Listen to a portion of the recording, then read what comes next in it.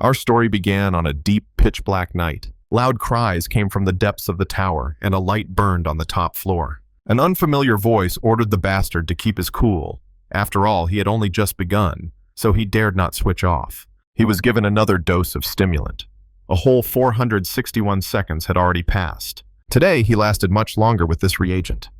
Considering these results, the talented test subject was truly a stroke of luck. Magamir and the Magic Tower. 461 seconds had passed since the 70-second stimulation of the magic power circuit. It can already be said that the magic circle has been activated and the immunization reaction has been suppressed. This is undoubtedly a good result. They also injected him with a stimulant that expands his memory capacity. This magic tower is known as the strongest in the Empire, and it is here that he is slowly dying. Why is everything so unfair? Why does a person like him? For a second, a flask completely filled with ants was shown. So that's why a man whose gifted mind was recognized ended up in this place. After that, the guy was forcibly brought to his senses with a stimulant, and he began coughing up blood. The chains holding him tightened, and the protagonist begged them to stop doing this to him. The observer did not like that he was making too much noise. He asked to be informed when the experiment was complete. This observer was the head of the tower. It's also unfair. Why was the main character dying in the tower he had wanted to get into so badly? His blood filled the magic circle. They grabbed him by the hair, ordering him to stay conscious. The man with light hair asked Verden how he was feeling. He was not a very powerful magician, but he became conceited because people praised his intelligence a little. That was why his life force and knowledge were being drained in a secret laboratory. He wanted so much. He wanted so much to see Verden do his usual clever things, to see how the damn smartass would prove himself. It seemed that in his current state, he couldn't even lose consciousness. His gaze was fixed on something else, which made him ignore all these words. The blond man didn't immediately understand what he was staring at so intently. Only then did he see that the test ants had escaped. The man demanded that they fix everything. Couldn't this bunch of trash even handle this? These morons can't even do what Waller said. He crushed the ant. Then the bastard turned to the captive and said that he was practically the same insect. He didn't have an ounce of magical power to break the chains. That's why no one missed him. It's better for them. After all, thanks to this guy, they now have an S-rank test subject. The friend he entered the magic tower with received sponsorship to study abroad. They even felt sorry for Verden for having such a friend. What was the reason why all this was happening in the first place? He asked himself this question too many times, but at the last moment, he realized why all this was happening right now. He quietly ordered them to be quiet. Waller asked what he was muttering about. He shouted, demanding that these bastards shut up. His eyes glowed blue. Everything was happening only because he was weak. It all started 15 years ago. He had no parents and grew up in an orphanage. His dream was to become an incredible mage. In the end, he went to the magic tower to study magic. But no matter how hard he tried to become a mage, nothing worked out for him. He was stuck at the first rank. At the age of 7, he took a test to determine his compatibility with magic. The results showed that he would never be able to become a wizard. He was talentless. It was a devastating blow to him, but the boy did not give up. Becoming a wizard was his biggest dream. So Verden secretly took books left in the rooms while he was cleaning. He also absorbed many books from the library of the magic tower. Although he had no magical power, he certainly had no doubts about his intelligence. Several years passed. Finally, he became a researcher in the magic tower. They called him a genius, but even the word genius is an understatement. An ordinary researcher could not have come up with such ideas. This was recognized not only by the entire magic tower, but also by its head, Mr. Balrog. It was then that Verden realized a truth he had not known before. His mind was not just talent.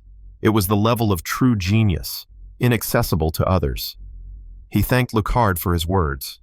He still had to prove this thesis before the presentation. Then the man realized that he had not shown this to anyone else, only to Lucard. Verden confirmed that he had shared this only with him. Lucard was the only close researcher who recognized the protagonist. He could have had a chance to stay in the tower not as a servant, but as a scientist. He thought so until Lucard published the protagonist's work, passing it off as his own. Verden found out about this too late and immediately went to the head of the tower. The boy asked to be believed. These were his ideas. The work disappeared the day before the presentation and was then presented by Lucard under his own name. Was he really saying that Verden was the author of the theory of multidimensional continuity? Dear head of the Bohemian Magic Tower, Balrog Bessius, he was not going to let this go. Verden asked permission to explain everything from the beginning, but the head of the Magic Tower just stood up and replied that it was surprising. He didn't realize that there was such talent among ordinary researchers. If only he hadn't gone to the head of the tower that day. If only he had just run away from the tower then. The Balrog ordered him to come to his laboratory in 2 days, when the moon was hidden. Could he have lived a normal life for the next 7 years? Instead, he was forcibly imprisoned in the head of the tower's laboratory. The people in the plaza shouted that this pathetic bastard was constantly resisting. So tomorrow, he should expect the experiment to become more intense. Verden became a worker by day and a test subject by night. They said they would try to create a magic circle in him to confirm his own theory. They would inject drugs into his veins and observe the reaction. They would test the effectiveness of new herbs. They also said that his life would be devoted to the magic tower. No one believed him when he tried to reveal the truth. In response, the head of the tower began to threaten to kill everyone dear to him. It's over. What could he possibly do in this situation? It was as if a childhood memory flashed before his eyes. When Verden hurried after Ravelin, the young worker was told to hurry up. He was in the service of a master wizard, and he said he understood the order to hurry. Then Ravelin suggested that Verden become great magicians together. He had to promise to do it. They sealed their promise with a pinky swear.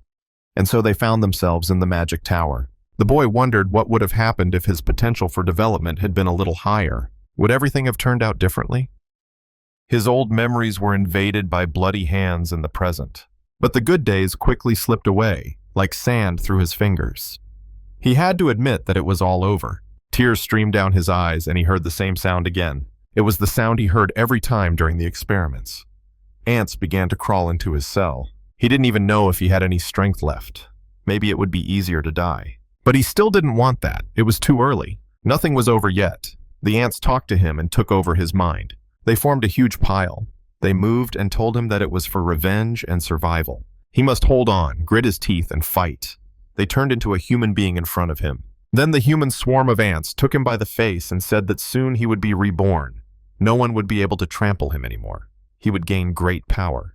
And then he could exceed all his capabilities. In the next second, the main character clenched his fist and was ready for new achievements. He looked up at the night sky with its grid and realized that nothing was over. Then he looked at the diagrams on the walls and realized that he had to sharpen his blade for revenge, something he had not been able to do over the past 7 years. Verden decided that he would not break and would accomplish this one task. In the face of great power, it is not enough to simply be smarter than others. That being the case, he needed to challenge fate. He would challenge the limits of theory and complete the creation of his rebuilt body. The theory of defying the heavens. With his hand covered in blood, he finally pressed the stone he had been drawing on all this time to the ground. As a result, inscriptions in a huge magic circle appeared on the floor, walls, and ceiling. Tomorrow, this guy will surpass his current abilities. The long-awaited theory of defying the heavens, which will allow him to rebuild his body. It was completed in the moment he accepted death. There was lightning in his hands. Now all that remained was to prove it. He got up from the floor and picked up his outer clothing. This artifact can allow someone who has no magic at all to use disposable magic. It will develop in this process. Tomorrow night, he will regain his freedom. The long-awaited night passed, and finally, the day came when he would carry out his plan. Waller entered his cell. Turning the key in the cell door, he said loudly that it was time to clean up the lab. He told the guy not to stand there like a pillar. He told him to wipe up the blood and treat his cuts. It's hard to believe that he cried after such a small experiment. What a nobody. Waller is furious because this guy is not responding to him at all. It was as if he couldn't hear him.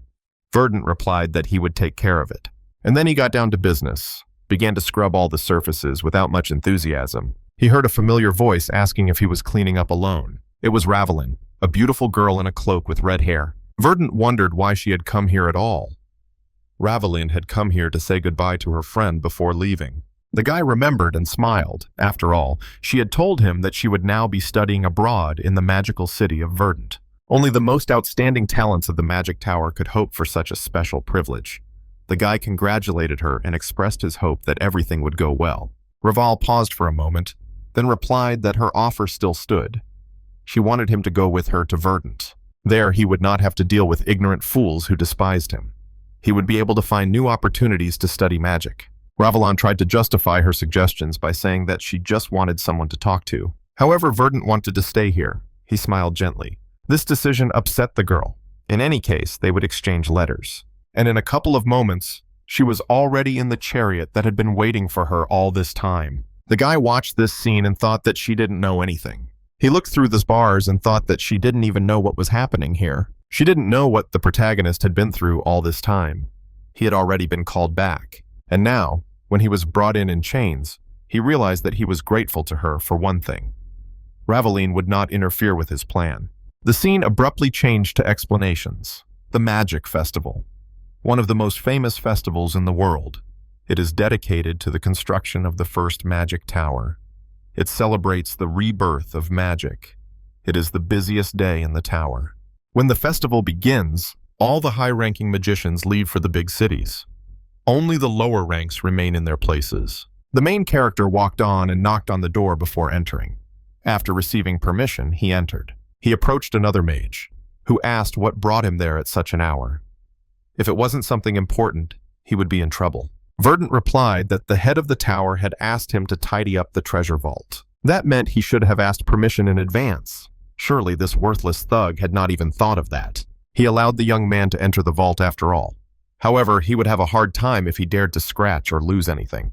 And as soon as the stupid guy gave him permission, he stepped inside. He quietly closed the door behind him, and then he immediately activated the artifact that blocked sound. Now everything was about to begin. In this huge storeroom, there was a magical staircase leading down, and he quickly began to descend it. Finally, after traveling a long way, he finally stepped onto the floor. And the guy arrived at a place where there were 3 magical seals. The second circle. Ancient artifacts, the creation of which cost the head an astronomical amount of money. It allows the mage to use 3 spells and temporarily awakens the hidden talents of the owner. To carry out his plan, he needed this staff. And to take it, he had to disable the protective magic circle. Before him is a 7th level spell that the head of the tower cast personally. He spent the last 7 years studying how to remove it. The head of the tower is very proud of this magic circle. Now something was happening. The main character shouted that he would break this spell with his own power. He put his hands forward and activated his power. The scene abruptly switched to a shelf with cheap alcohol. 2 men were discussing that while everyone else was enjoying the festival, they had to guard the source of power. There was nothing they could do about it. They drew lots. That's why he has no patience. If it were a matter of skill, he would definitely be chosen. The man noticed Verden's arrival, which was very timely because the man demanded more drinks. When the man becomes the head of the tower, he will no longer drink such cheap booze. His interlocutor asked if he really thought it would be so easy to become the head. If he became the head of the tower, he even decided to provide him with drinks. At that moment, the main character took out his staff. The man said he would remember those words, and he would definitely become the head of the tower. However, his wish was not destined to come true. Before the young man's eyes, his interlocutor died. He immediately turned around and asked what this idiot was doing. In his opinion, Verden had definitely gone mad. This was a reaction the protagonist did not expect, and the drunk man still couldn't understand how this pathetic rat dared to try to harm the mage. He'd better get his head straight. He used 3rd level magic, tsunami magic that flooded the entire room. The protagonist also used magic of the same level, Earth Spear, and then his attack went straight through the tsunami, breaking through his tsunami spell. His spear was already a couple of meters away from the green-haired bastard. He couldn't resist this spell. Spears were already flying towards his face, and in the next second, blood filled the room. The drunkard's body was pierced by a stone. He was shocked at how the guy was able to defeat his magic. After all, this man was a pathetic first rank. How could he even use magic? He seemed surprised that the test subject was capable of such a thing. And then the main character said, "This is what happens when you mess with people too much. This man is the head of the tower." Here he dealt with another mage. He used their fingerprints to enter the room they were guarding. In fact, this was the first time he had been so close to the source of the magic tower's power. It took him 7 whole years to reach this point. Now, using the mana from the source, he would begin his confrontation with the heavens. If Verden failed, he didn't even know what would happen to him. He began to take off his outer clothing. However, he realized that if he didn't try, he would never know for sure. A magical seal appeared on his body. He took out his staff, his whole body glowing, and with that same staff, he struck the floor hard. A magical seal appeared under his feet. Then he used this power to begin rebuilding his body, confronting the heavens. He began to scream from the strain and poured all his power into the crystal of the staff. And immediately, energy burst forth. A blue-violet glow flooded the area. A huge blue beam covered the magic tower. It was visible even from a distance, even far away in the mountains, where the carriage was traveling. Of course, the man inside also saw the huge burst of energy from the source. He was the head of the tower, and this beam meant to him that someone had entered his magical tower unnoticed. After a while, thanks to this spell, the magical tower was completely destroyed. Fortunately, the main character survived and tried to get out from under the rubble. Verden also noticed that the force was so destructive that it swept away the entire building in an instant. However, he still remained alive. This meant that everything had worked as it should. Now he was kneeling while the glowing dust dispersed around him. Then, in the distance, he saw something that looked like a simple glow in the sky and moving at incredible speed through the magic circles. It was the head of the tower. He was furious, his eyes glowing. The man wondered how the head of the tower could sense that something had happened to his people. In that same second, he directed his power to kill the main character. And where the main character had been standing, there was an instant blue explosion. But as soon as the dust cleared, the figure of a man was still visible. Only then did the chief notice that something had gone wrong. On the ground, he saw a magical teleportation circle. In his anger, he wondered how this bastard dared to touch the magic tower. He didn't care who it was. His aura began to glow dark purple even more intensely, even if it was the emperor himself or a small child. His anger lifted the fragments of the tower into the air. His energy burst forth, and he shouted that he would find this person and kill them with his own hands. And then lightning shot into the sky. Then the scene switched to a more favorable landscape. The main character was extremely sleepy. He couldn't even move. He wanted to stay in this state for as long as possible. Verden heard the sound of water. He also tasted it. He immediately woke up, splashing water around him. Finally, the main character knelt down, not understanding where he was. He needed to run. Only then did he look into the water and see his reflection. What had happened? His appearance had changed. Verden did not understand why he looked like that. His chestnut hair, which he had had since childhood, had turned ash gray, and his black pupils had lightened. His eyes were now pure blue. It was as if he had become a completely different person. Could something have happened during the reconstruction of his body? In any case, it seemed that the magic had worked. He had dealt with those people from the magic tower. He had overcome the opposition of the heavens. And before the head of the tower could find him, he quickly disappeared using teleportation magic. As a result, Verden ended up here, in this green place. He had never seen a forest like this before. There were no such plants in the magic tower. This meant that he had teleported across half the continent. He grinned. In other words, he had managed to transform his body and escape in time through a pre-prepared magic circle. Finally, he was free. He was even curious to know how the head of the tower was feeling now. He was sure the man was furious. Since the tower had been destroyed, they would have to find the culprit and learn that their lab rat had escaped.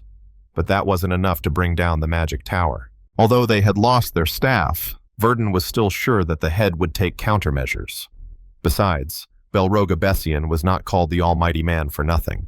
But for now, that's enough. The tower will be rebuilt, and in the meantime, he will become stronger to carry out his revenge. Verden will destroy everything the head builds right before his eyes, and the name of the main character will go down in history. Revenge and self-realization as a magician. These are his goals.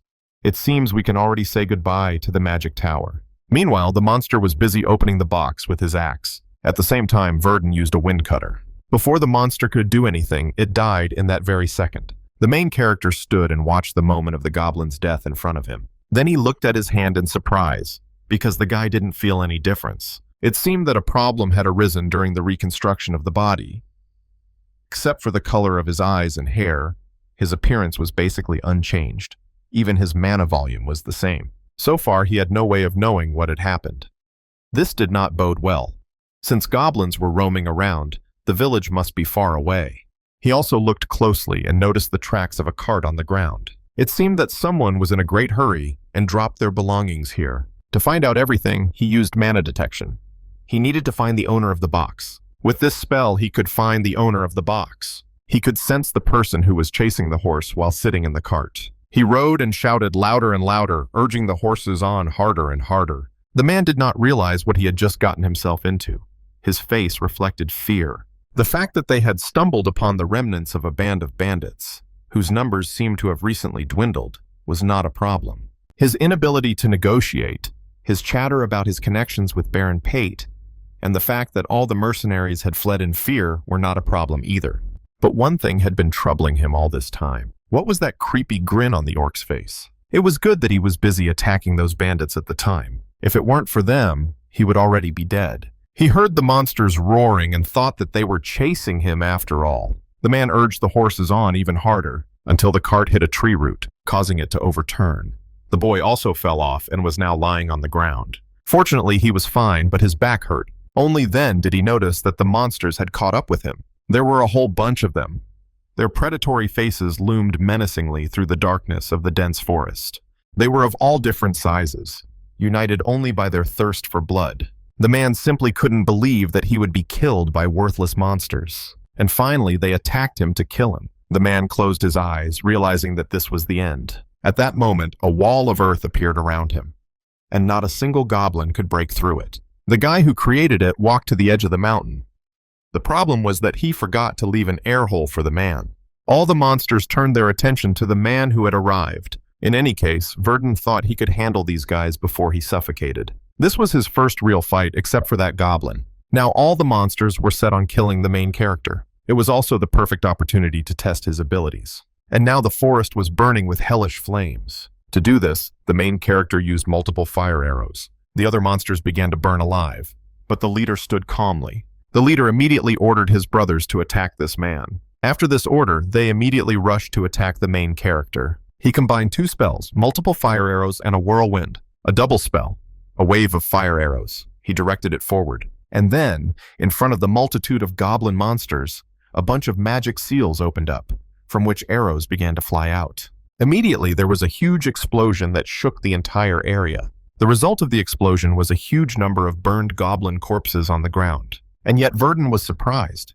Before, he would not have been able to kill a single goblin. But now, it seemed that no one was left alive. He looked around, and he realized that he had to free that man before he died. Otherwise, the protagonist had come all this way for nothing. However, there was another monster behind him. The guy clearly didn't expect anyone else to be alive and turned around in shock. Immediately, the ground around them turned red. The scene quickly changed, and we finally returned to the cart driver. The man introduced himself. He said his name was Conrad. He would definitely never forget today. If it weren't for that mage, he definitely wouldn't be alive. He wouldn't have gotten out of that mess alive. So Conrad turned to the protagonist and asked how he should pay him back. Verden simply advised him to watch the road. Otherwise, the cart would overturn again. Conrad wanted to know if Verden was in danger or at least threatened by a horde of monsters. But he apologized if the question was stupid.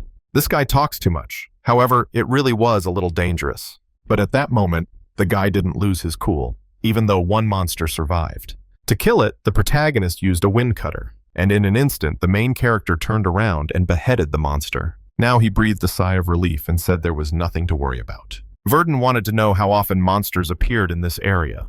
He had heard that thieves usually avoided places where monsters lived, but in fact it was Conrad's first encounter with them here as well. This forest is under the control of Baron Pate. As children, they often exchanged letters, and he was told that theft had been eradicated in this territory. So he took the familiar road without taking expensive mercenaries with him. But luck seemed to have abandoned him today. The protagonist thought that the teleportation had failed, but apparently it had taken him to the right place, since he was on Baron Pate's lands. Despite the fact that he had erased all traces of his changed appearance, the magical tower of Bogamern could still search for him. The best option now was to hide his identity and become stronger. It seemed that the main character had not yet introduced himself. Now is not the time to use the name Verden, so for now he will call himself Asher. He will use his real name when he meets the head of the tower. Seeing his comrade, Baron asked Conrad what had happened to him. He must have lost some weight. It seems he just lost weight while running away from the orcs. Baron immediately apologized and asked if he was okay. Not only had he been attacked by thieves, but also by monsters. Conrad asked him not to worry, as it wasn't Baron's fault. He immediately noticed the mage who had helped Conrad. The Baron would not stand aside, for his friend's savior was right in front of him. So he escorted the protagonist to the estate. There were two maids standing there. They opened the door for the main character, and Asher thanked the Baron for providing food and lodging. The Baron just smiled and replied that he was glad to help, but the man noticed that he had not yet introduced himself. He was the ruler of these lands, Baron Pate Henrod. He already knew the name of this magician. Pate also asked if he had enjoyed the food. Asher replied that it was delicious. He had prepared 5 million elks for saving Conrad, so he asked him to just tell him when to hand them over. It might seem like the Baron was rushing things, but if the mage didn't mind, he'd like to hire him for a job. The pay would be good. The guy knew that money was needed to achieve his goals. In addition, he would be able to practice his magical abilities in battle. Therefore, Asher inquired about the job. A few days ago, the bodies of hanged people were found in the southern forest. The investigation revealed that they were all residents of a neighboring farming town. They found that town in ruins. At first, they weren't sure who was responsible, but later they found out that bandits had done it. However, after searching the entire area, they couldn't find anything. It was as if all traces of them had been erased by magic. GG said that it was quite possible that there was a magician among them. The Baron said that it was obvious, but that it was all suspicious. Asher asked when he planned to pursue them. He planned to do so in 4 days. And now the scene abruptly shifted to the castle gates and a group of knights. Baron Pate's knight greeted the main character. He was also in charge of the mission. This knight's name was Enoch. The dark-haired one was called Harris, and the young Peric. Peric was pleased to meet Mr. Mage. Asher also shook the knight's hand and introduced himself while the other knights watched from the sidelines. He thought it would be a good opportunity, but he didn't expect anything. Asher said they would have to pursue the bandits. He would simply consider it the protagonist's punishment for staying here. Asher asked if the other knights would be joining them. Enoch replied that they were adventurers. Apparently, rumors of recent events had reached them, and they had all gathered here. Most likely, the reward for the murder was great. There are even gold-ranked adventurers here. Gold-ranked adventurers are on the same level as regular knights. In other words, they are seasoned veterans who know how to use energy to strengthen themselves and their weapons. Rumor has it that they are capable of killing monsters. To continue in the same vein, they needed a protagonist. Despite the presence of 3 knights, Enoch asked to be informed if there really was a mage among the bandits. Asher wondered why they would need one. Usually, second-rank mages are as strong as knights, but it would be difficult if they started using long-range spells. Of course, it would be best if they didn't have to deal with a mage. It seemed that they were really unlucky in this situation. He immediately understood the meaning of these words.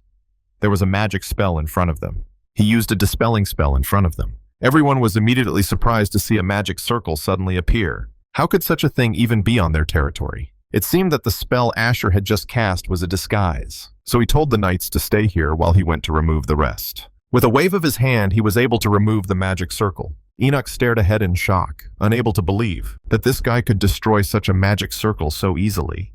Who was he anyway? The scene shifted to the lore of the story. Explorers are members of a guild that takes orders from all over the continent. Whether it's exploring uncharted territory or scaring away monsters that bother people, death always follows adventurers. But despite this, people admire them. As with their abilities come wealth and fame. However, when an adventurer becomes too powerful, having survived many situations where they were on the brink of death, they become consumed by desire and abandon their honor, loses control of himself and turns his blade on other people.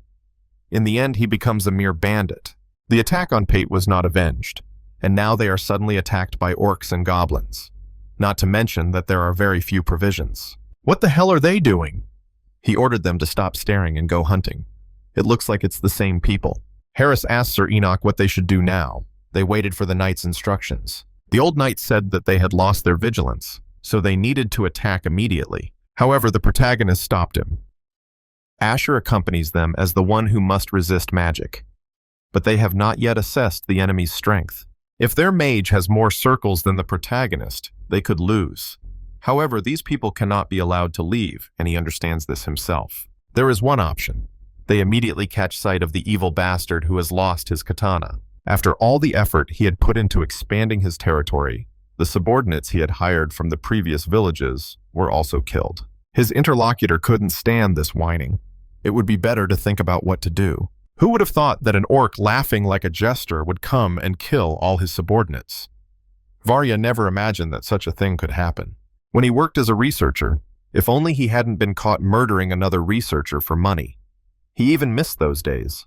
Varya suggested to Wilhelm that they attack another village. However, the guy refused, because the Baron was angry at the people hanging from the trees. Wilhelm mentioned that they were hiding thanks to concealment magic, but it was time to move on. They say there is a town called Martius nearby. They were discussing a plan to plunder the next village when suddenly a flaming arrow flew by. There was a deafening explosion that shook the entire forest around them. They immediately used their shields. They were told that there had been an explosion. They immediately guessed that it was not an ordinary explosion, but a magical one. Now it was clear that they had been discovered. A bunch of people jumped on them. They all rushed at once and attacked the shield in 3 places, managing to break through it. The barrier was broken, and Wilhelm immediately felt the recoil in his head. Someone off-screen said that the mana barrier was a defensive ability that could be quickly applied, but it is easy to destroy because it is not durable. Destroying the barrier sends a recoil to the caster. Now their strength was clear. Asher would take care of the mage, as they had agreed. This time the Baron sent men to kill them. He even hired a mage and the others. Scar darted forward with incredible speed and immediately clashed swords with the knight. He said that even this plan would not work. Varya shouted that he would simply send the Baron's heads in response. Enoch just laughed. How scared he was. Let him try, if he can do it. Meanwhile, the protagonist was busy casting earth spells. Wilhelm planned to escape, but this guy is chasing him. Fortunately for him, he was using an earth wall. Only those with 3 circles or more could fly, and this guy only had 2 circles. Wilchin wondered how long he was going to stand there. He used multiple ice arrows to attack. He just decided to strike first. This guy is only at 2 circles. He will kill him before he leaves. Asher used multiple fire arrows, probably his signature attack now. The 2 spells collided, 2 opposites, fire and water. They destroyed each other, leaving a pile of steam, and then a huge crater in the ground. The enemy mage stood covered in blood and said that was not bad for a man with 2 circles, but he had chosen the wrong opponent. If he had come with a knight, Wilhelm's position would have been disadvantageous, but with this one guy, he could handle it and escape. However, Asher had no plans to let him go. He emerged from the smoke. Wilchin was shocked. Such confidence and ability to use complex attributive magic at such a young age. It had been a long time since he had encountered such promising talent. This kid didn't seem to think that this was where his end would come. Wilhelm used 3rd-level magic, Falling Ice, a huge ice machine. Then he cast this spell on the protagonist so that he would finally die. And so, a huge ice pyramid fell right on top of the main character. But something happened that he did not expect. This guy was able to stop the spell with his earth spears. In an instant, he created a pile of solid spears that could easily hold back this ice monster. The main character did not intend to stop there. His hand began to glow, and he began to cast even greater magic. After that, Asher clenched his fist, and the earth spears shot out spikes around them, shattering the ice. Wilhelm was shocked. How could a mage with 2 circles even use a 3rd circle earth spear spell? The protagonist replied that he should figure it out for himself. There was already another glowing crystal on his hand. The guy on the ground was even more shocked. Not only did he use a 3rd circle spell, but he also possessed 4 attributes at once. From the very beginning to the very end, he had been deceiving Wilchin. And so the enemy mage paid for his arrogance with his own life. So far, it was good that Asher had come here. Now he knew how to fight against a mage. But everything was not as good as it seemed. A goblin's ear immediately appeared in the frame. Then the goblin's body appeared with a special golden chain on its chest. It was a bloodthirsty goblin monster that devoured people, its fangs protruding like those of a mammoth. The scene changed abruptly again. 2 days before the expedition, he had created an experimental medicine using ingredients from the magic tower. He nicknamed this remedy the magic chain extender. Remembering those hellish days spent within the walls of the magic tower, he no longer had the slightest desire to conduct experiments on humans again. However, thanks to Asher, he still managed to do it. He managed to reach the 3rd circle. Returning to the present, Gigi said, "Apparently this man is already dead. We need to bring proof of our victory over the bandits, so that he would be believed and inspire confidence." Suddenly, his attention was drawn to the dead mage's magic wand. He decided to test its properties with an evaluation spell. It was a magical stone wand with a spell cast on it. It reduced the time it took to cast spells and increased the effectiveness of those related to ice. It could really come in handy in the future. At that moment, Sir Peric ran up to Asher, asking if he was okay. It was good that the main character was fine, as the man was worried about him. Asher explained that the enemy was stronger than he thought, so he had to fight hard. Peric looked around, and judging by the destruction around him, he could tell that the battle had been really tough. Asher asked if the bandits had been dealt with, although their leader still had to be dealt with. Sir Enoch was taking care of that right now. He should be finished by the time they arrived. The main character asked if he could ask one question. Peric, of course, had no objection. And then the main character asked what should be done with the bandits' belongings. Peric said that the Lord allowed them to take anything they wanted, as long as he didn't need it himself. Baron Pithope is actually a very good man. This wand will definitely come in handy for the main character. The scene shifted to the knights. Enoch praised Asher for doing an excellent job. If it weren't for this mage, they would have been in big trouble. Asher replied that it was a good experience for him too. Everyone involved in this case did an excellent job. Thanks to these conversations, Scar realized that Vilchan had been killed. But that's just impossible. If things continued like this, they would be taken to the Lord and executed. And he couldn't die like this, in some village. He still had so much to see in this world. There was no choice, so it was worth trying to avoid this. With one movement, he was able to get rid of his guards. Without Vilchan's magic, he couldn't handle them. He rushed forward. And that meant there was only one way out. He looked at the main character and the knight next to him. He thought he would kill the knight, steal his horse, and run away. So he began to do so, swinging his dagger. But Enoch managed to grab the man by the wrist before he could strike. Then he grabbed the man by his clothes, and the guy was in shock. Then the old knight threw the bastard over himself. The man had no idea how it would all end. The knight simply threw his sword aside and began to wrestle with the young man. Enoch ordered him to be tied up so that he could not move. Meanwhile, the man asked how he dared to throw his sword away. Where was his knightly pride? Enoch just laughed a little and asked what all this talk was about. Pride was entertainment for the living, and this bandit should not even think about it. Enoch apologized for such an unsightly scene. If he had had more time, he would have simply cut off his head. He didn't usually fight like that. This really impressed Asher. Asher also asked why these guys were left alive. Enoch had heard that there were some familiar faces among them. Perhaps some of them were survivors of the attack on the farming town. They planned to take them to the estate and find out who they were before deciding their fate. Harris ordered them to prepare to return to the estate. They were to lead the captured bandits behind them. The man saw his partner being lifted up with a stick and ordered to walk. So he decided to run away in terror, because he did not want to die that way. Harris decided to deal with him himself. However, Asher stopped him. He sensed that something was wrong. They heard the voice of that very man, the same fugitive who had already been crying for help. Only then did the man smell blood. Most likely that man was already dead, and now something was approaching them that they would have to deal with. Harris immediately blocked the blow. Something was thrown at him. It was actually the severed head of the very man who had tried to escape. The others also began to panic, not understanding what the hell was going on. There could be orcs there. The main character thought that it was quite possible that even the adventurers couldn't defeat this monster. It couldn't be called just an orc. It was simply huge, literally a giant. Moreover, he was not alone. Asher sensed a dozen such creatures. Most likely, this huge orc was the leader of the other creatures. It resembled the one from last time. The corners of its mouth were long, making it appear as if it were smiling. And his height is even more impressive. He towers over the other members of his species. This monster must be an advanced level monster. He ordered his subordinates to attack the humans in his native language. Enoch ordered everyone to quickly take up defensive positions. First, they should focus on the goblins.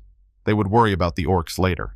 Before he could finish speaking, he had to block the orc's weapon. The powerful blow knocked the knight backwards. With a smile on his face, the orc was about to crush him with his huge foot. At that moment, Haras and Paruk intervened.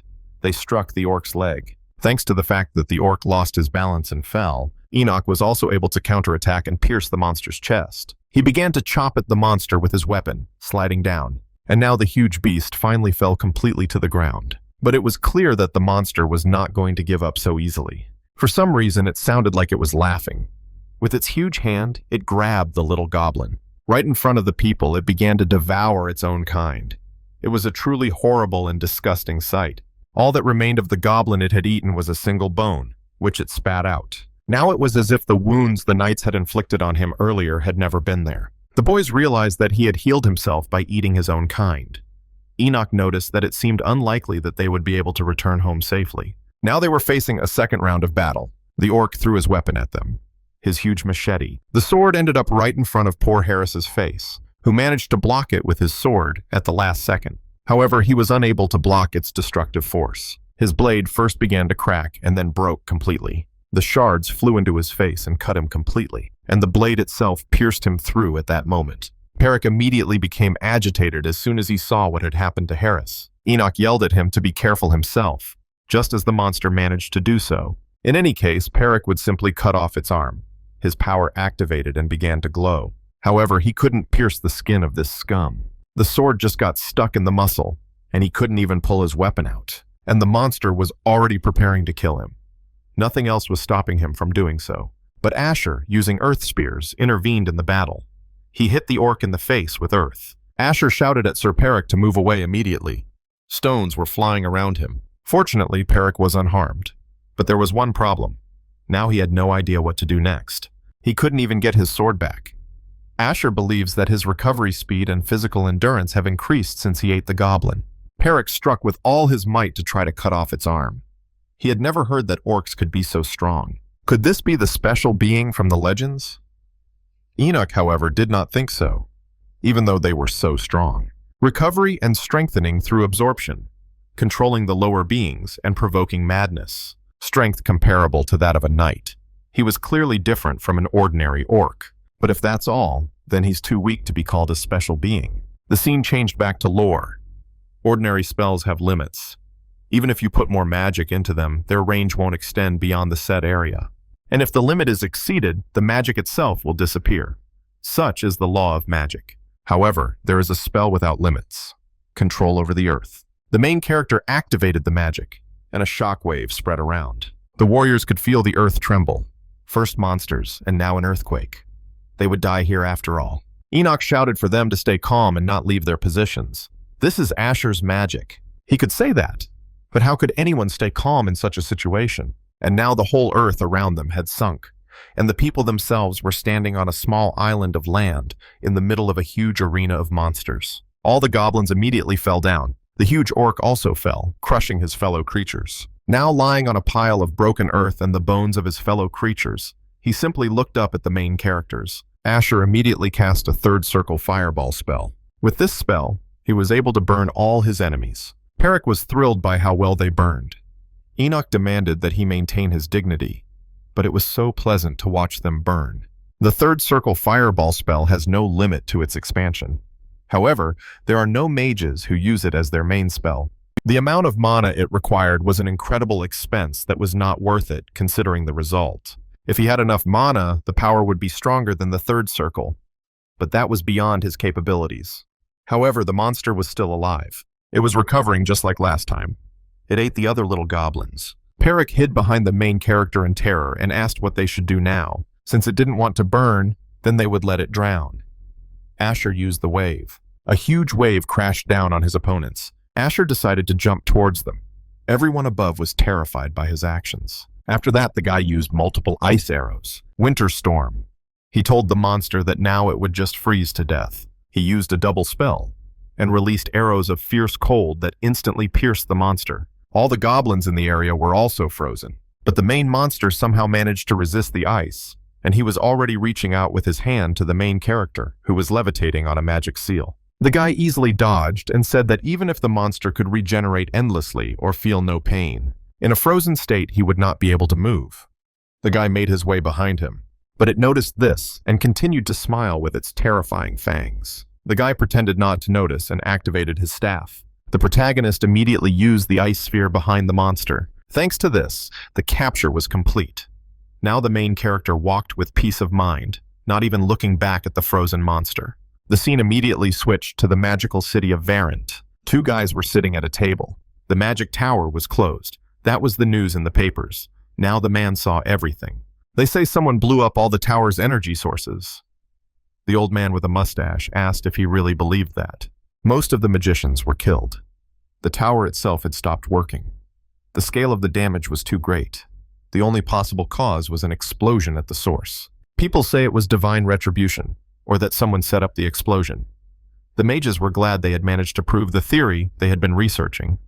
They were even interested in whether letters had come from the tower while they were in practice. Someone must have planned to seal the Bogomir magic tower, as they would not have done it themselves. He had heard that secret experiments were being conducted in its underground laboratory, and that this was the reason for the attack. Suddenly, the stranger grabbed him by his clothes, asking him to repeat his words again.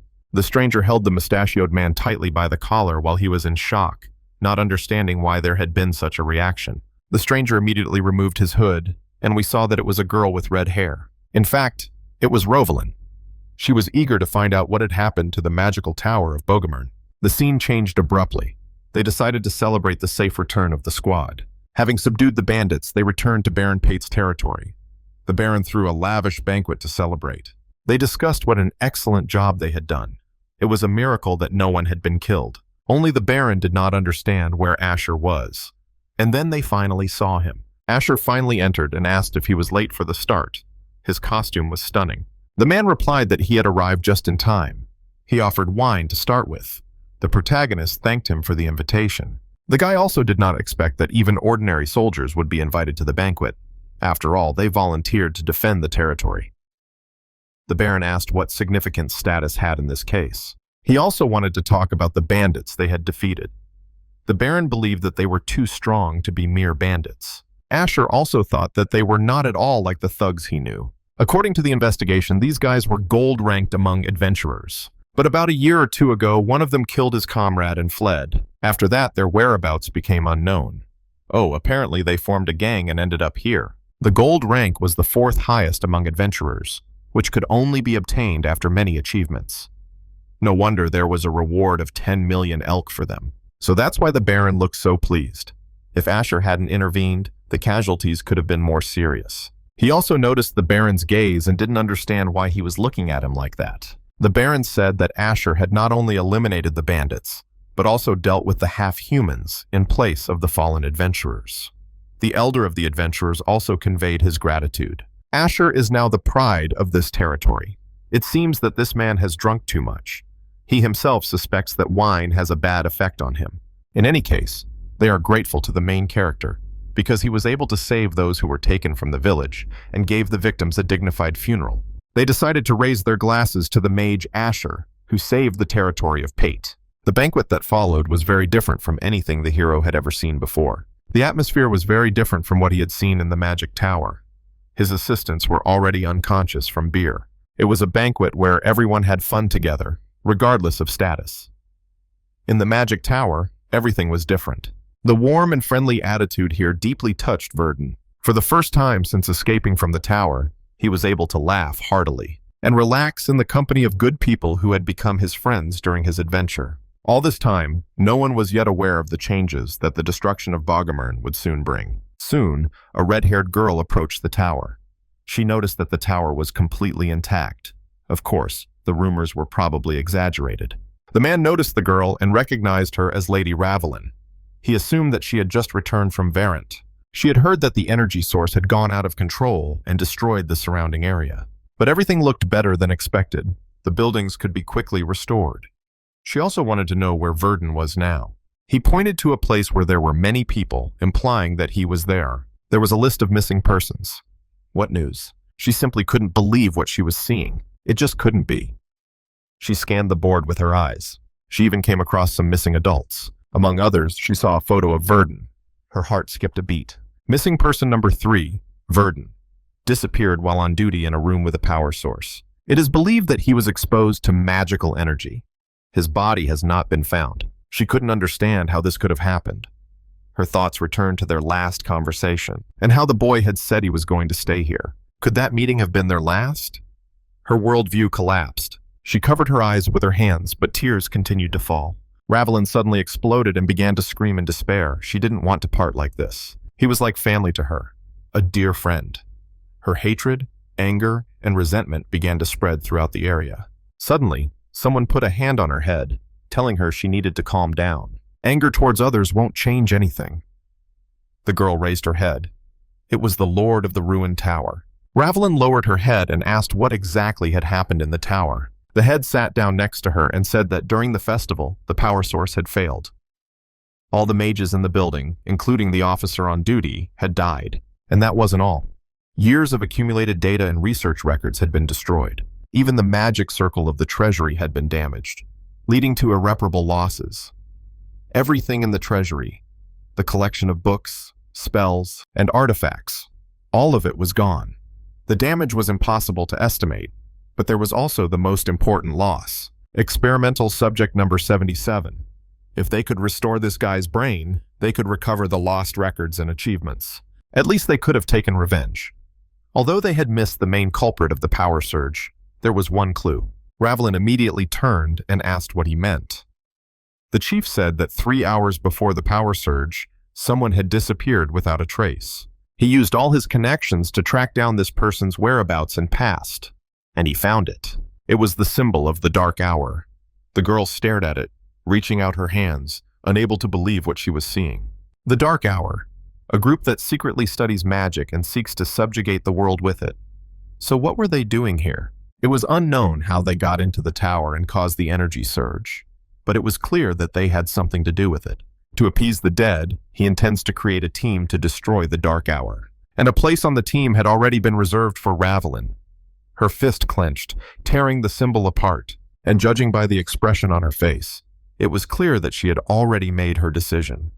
She threw the remaining fragments of the symbol on the ground. A few days later, the Explorers Guild arrived in Baron Pate's territory. First, they wanted to apologize to Sir Asher for the incident. They assessed the threat of the orcs as high. Therefore, they sent gold-ranked explorers. But the results were terrible. Asher replied that it was just an accident. The man thanked him for his understanding. He also handed over the certificate for the reward for this conquest. This included a risk fee and a reward for delivering the body of a new type of orc. The total amount was 24 million elk. After taxes, half would remain. He may not know this, but for independent individuals not registered with the guild, a tax of half the fee is levied on all rewards.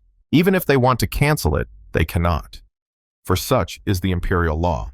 Violation could lead to charges of tax evasion or embezzlement, but there is one legal way to avoid the tax. These people want Asher to become an adventurer. He was glad that the protagonist understood everything perfectly. The Explorers Guild has low tax rates for the highest ranks, and since Asher is a special case, he will start at the silver rank. If the protagonist becomes an adventurer, it will limit his freedom of action in the future. But now there is something more important than money. Asher agreed. More important than money right now is to become stronger in order to take revenge. Despite having lived as a test subject in Bogomir for 7 years, his essence remains that of a mage. The scene shifts to the Adventurers Guild warehouse in the territory of Pate. The protagonist thought that a mage is always a seeker of secrets and an explorer. That is why he brought the corpse of the defeated orc here for a full-scale investigation. Just think, they have an artifact that preserves the state of whatever is placed inside it. However, this was to be expected from the Adventurers Guild, but the disgusting smell almost made him vomit. Nevertheless, the red pupils and reddish skin of this orc are not surprising, but his torn mouth and more powerful physique compared to other creatures are particularly noteworthy. But these traits are far from those observed in more developed species, such as orc warriors or orc lords. His intelligence cannot be called exceptional either. Most likely this is a mutation rather than evolution. But this conclusion still seems incorrect. Even if it is a mutation, there is not enough evidence to explain his regeneration and the incredible strength that can only be achieved through nutrition. Suddenly, he saw a strange scar. His attention was focused solely on it. Regeneration is the ability to restore the body to its previous state. This orc was strong enough to restore his burned body and even torn flesh, but at the same time, it couldn't cope with one particular wound, leaving a scar.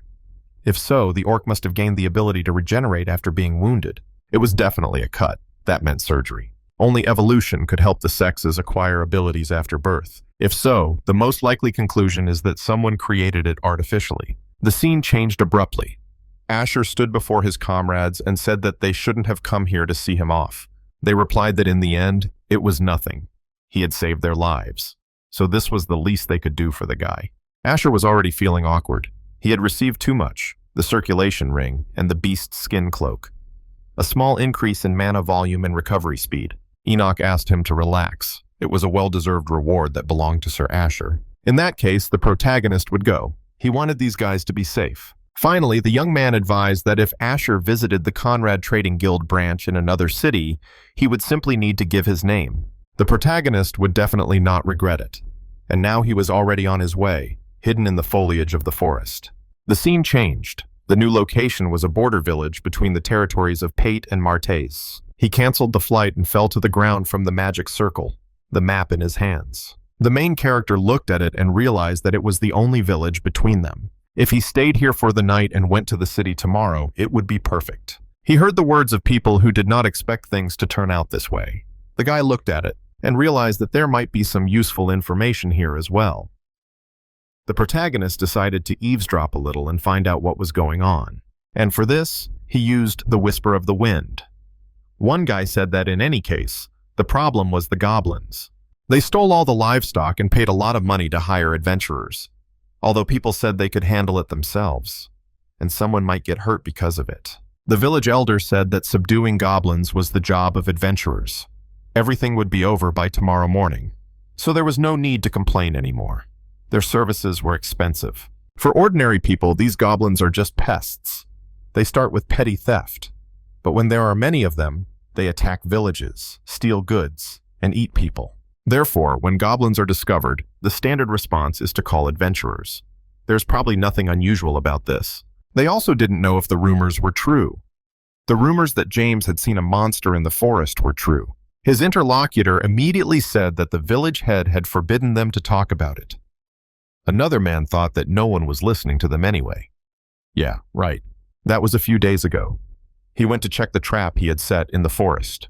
But then he heard the squeal of a wild boar and turned around. And there was a goblin with a torn mouth, bigger than an orc, devouring the boar. His partner immediately said that they should be quieter, because if the adventurers heard them, they would have to pay extra. After these words, the protagonist canceled his spell. He did not expect to hear anything like this. A large goblin with a torn mouth. It was very difficult to take this as a coincidence. In the end, he smiled, a plan already forming in his head.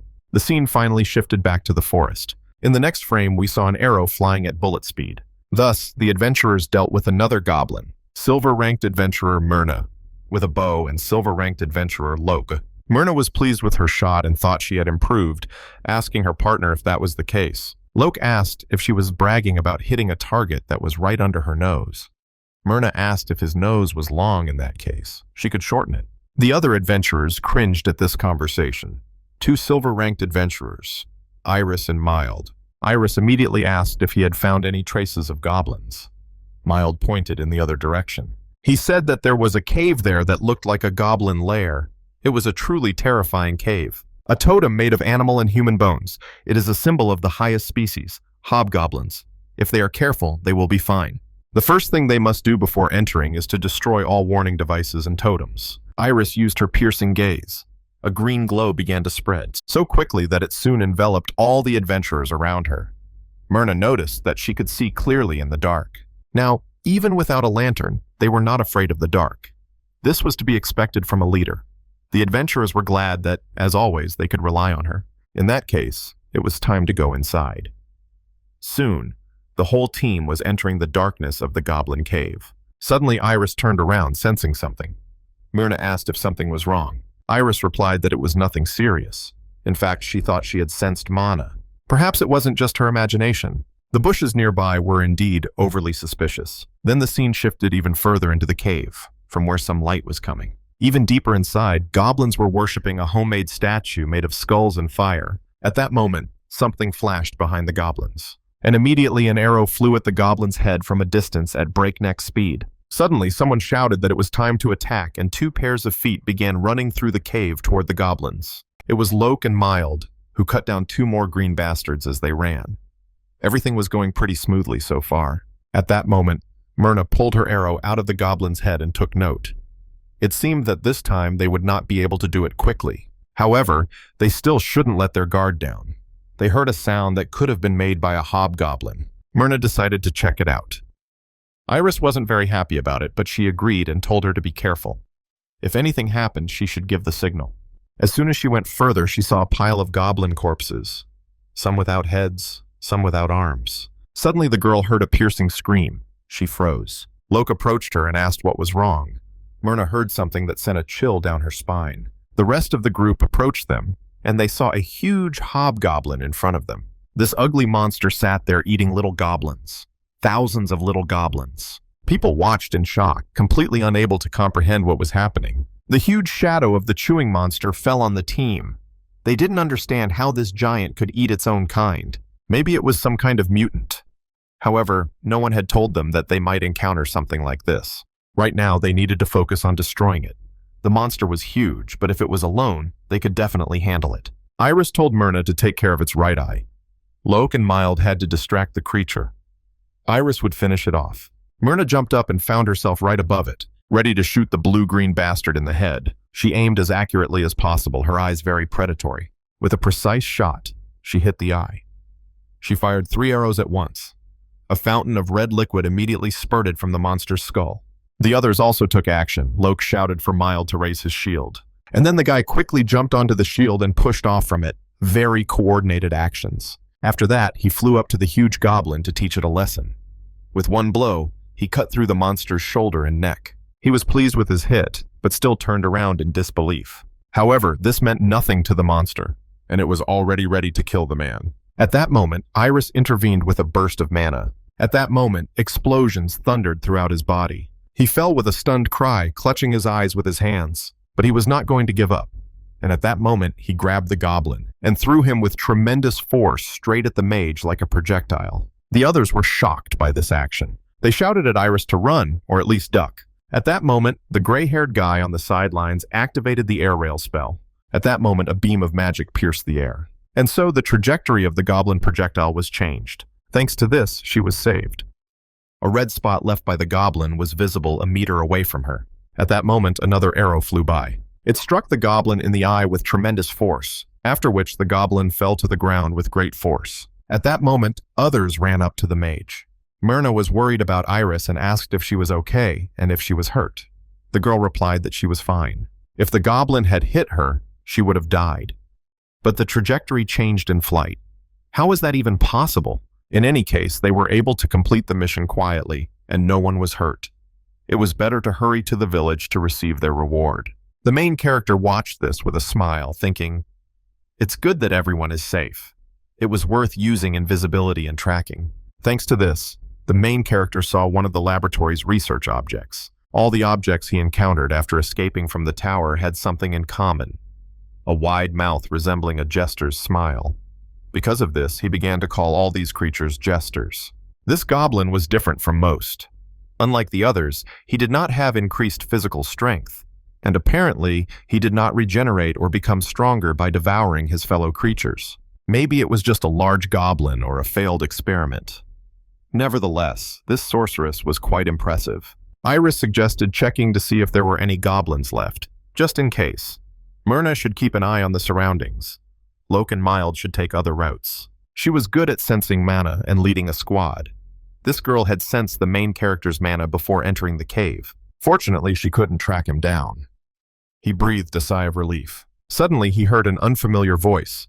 Someone was very happy to see them. The guy came out of the shadows and said, "Who would have thought that someone would come here while I was away?" This man did not seem like an adventurer, so Iris wanted to find out who he was. If he came closer, she would use a spell. He apologized for introducing himself so late. As it turned out, he was the guardian of this place, the very place they had destroyed. He wasn't supposed to be very active, but he even built a totem and attracted attention. Apparently, brain manipulation wasn't enough to suppress his instincts. The man also asked if they had noticed anything strange about this goblin, perhaps some unusual behavior. Judging by their silence, he realized that the goblin was just big. If the professor found out about this, he would be very upset. So what should he do now? What's lost cannot be regained. It's better to start with what he can fix. That meant they all had to die here. The team was shocked by these revelations. Iris asked if he wanted to fight them all alone. Of course he did. These guys were the reason for the sample's death, and their experiment was limited. Even if that didn't happen, there was no guarantee that they wouldn't talk about what they had seen and about the grotto itself. But Iris said they could give their word that they wouldn't say anything. The man asked what guarantee there was that they would actually do so. None. Even if there were, he still wouldn't agree. He wasn't going to let them go anyway. To tell the truth, He just really wanted to hear them scream. The man, with a sinister grin on his face, asked who wanted to die first and began to approach them. He heard a voice saying that only he would die here. But the man just laughed at this bravado. Only then did he realize that the voice was coming from behind him. Who the hell could have said that? Immediately, he was struck with force, throwing the bastard against the other wall of the cave. The main character fell to the ground and turned to the one who was saying things like, "I want to hear screams," and asking, "Who wants to die?" Probably because of this, he himself is trying to show off and appear tough. The guy was standing by the wall. And then we were shown the main character with a staff and a magic circle, who was already ready to punish the guy for his words and actions. They stood facing each other, and Verden actually had no intention of getting involved in this matter. But if he hadn't, the man in black would have killed them all. And he also turned his attention to the goblin, and remembered how he had called the goblin a test subject. And he mentioned someone behind the scenes whom he called a professor. It was all very interesting. There was no doubt that it was somehow connected with the jesters. The man wondered who he was. The main character did not feel obliged to answer that question. The man said that even if he did not reveal his identity, it would not change the fact that the stranger would die by his hand. He lunged at the main character. Verden, in turn, used a multitude of flaming arrows on the bastard, but the guy in front of him moved like lightning and dodged with incredible speed. Now the stranger decided to swing his sword. The man got so close that the main character had to activate his shield. His shield began to crack, and at that very moment, he used a pulse of mana and knocked the bastard back. The main character confirmed that his speed was simply amazing. Was it possible that he had strengthened himself with energy? The weight of his sword strike was lighter than that of the knight from Pate. However, his speed was much higher than that of those knights. At first, he thought he could finish him off with one blow. Now he would have to change his strategy. The man also noticed that he was quick to use magic. It was completely unknown what rank he was, but in any case, he thought he should increase his speed as well. Now they would see if the main character could handle it. The bastard rushed forward. Verden immediately used the winter wind. He also used an ice spike. It was a difficult double spell. The kid in the black cloak simply couldn't believe that this mage could use the elements of ice and wind at the same time. There was an explosion of ice spikes. Of course, it was impressive that he could use a double spell with two elements. But if he missed, it would all be meaningless. So the guy began to dodge all the projectiles at breakneck speed. And now he was behind him, preparing to attack with a crazy smile. He was already aiming at the back of the main character's head, and he delivered his blow filled with energy. However, the main character managed to dodge his blow, and a magic circle was already drawn beneath him. The bastard was shocked. How could an ordinary mage dodge his attack? Even Iris didn't understand how he managed to react at that moment. At that moment, he used the ignition spell. The air around him was filled with fire. A huge fire explosion immediately thundered through the cave, and then it suddenly started raining in the cave. The bastard realized that the mage had provoked this in order to launch a counterattack. This was not a typical tactic for a mage. However, it was all he had, and such a trick would not work twice. Verden wondered if that meant the traps wouldn't work anymore either.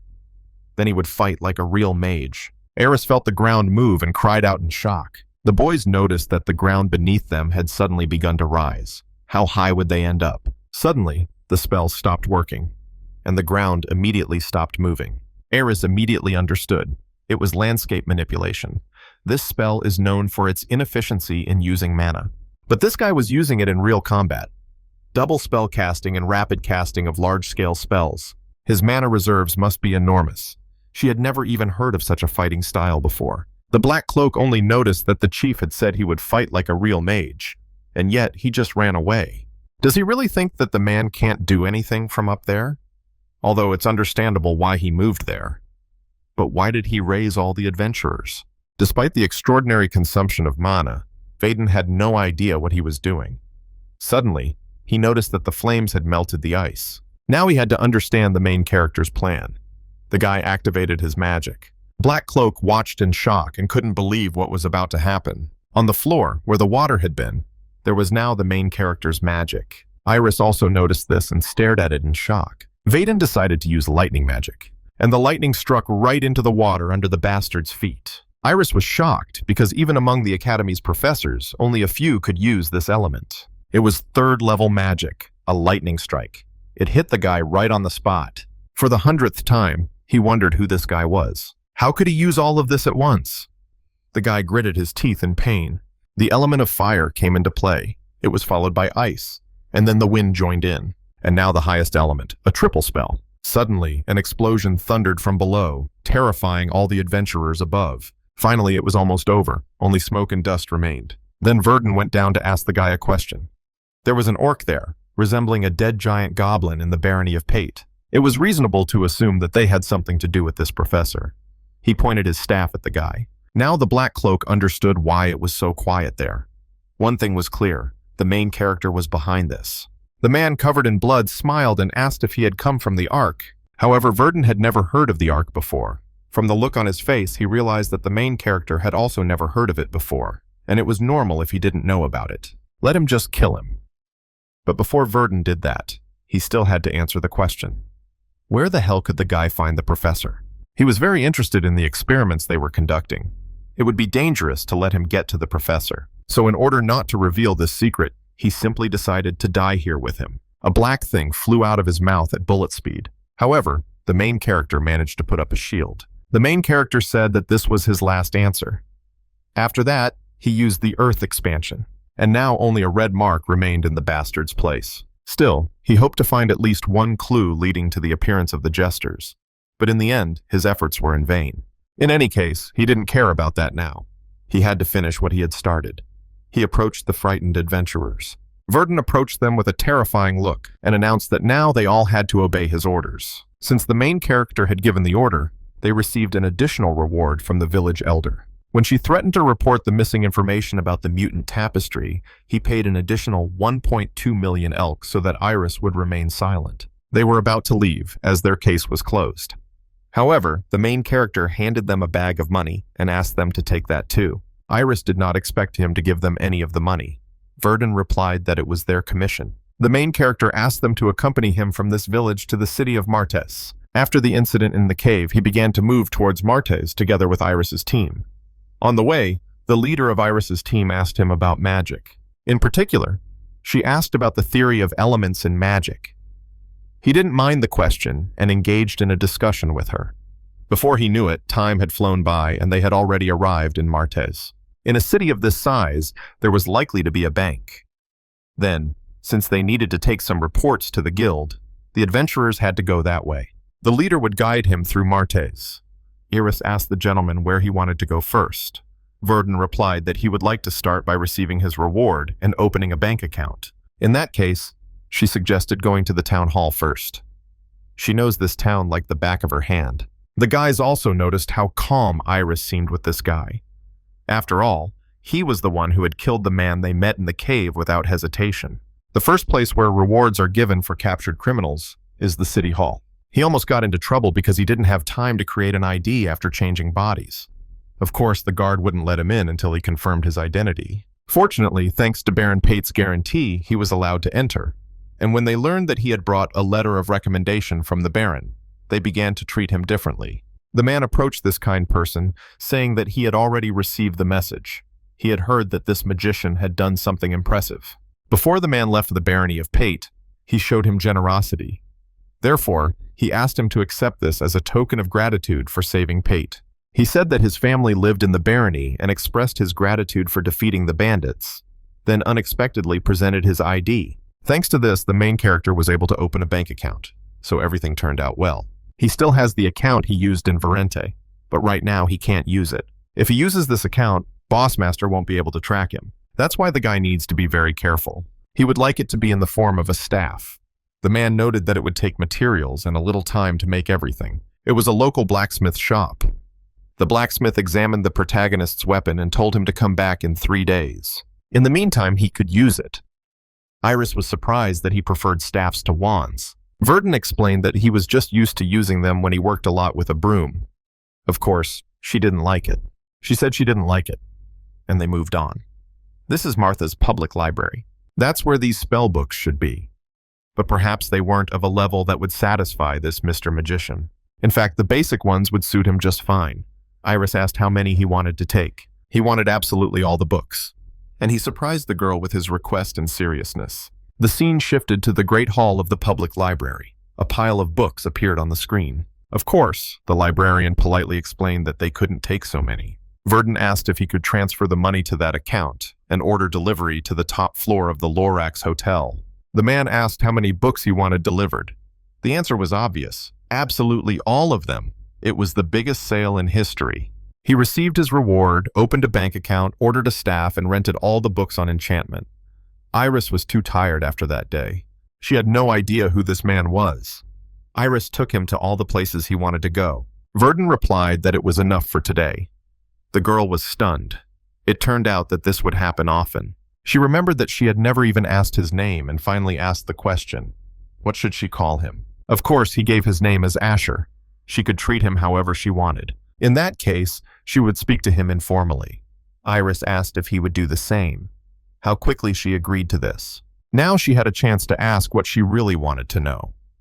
The girl apologized if she was prying, but she was curious to know why he was in that cave in the first place. Verden thought about how to answer. Perhaps he should tell her that he had saved them by accident. It would be strange to say that he had just happened to be there. Right now, he would have to come up with an excuse. In that case, he would also get straight to the point. The guy explained that he was chasing that man.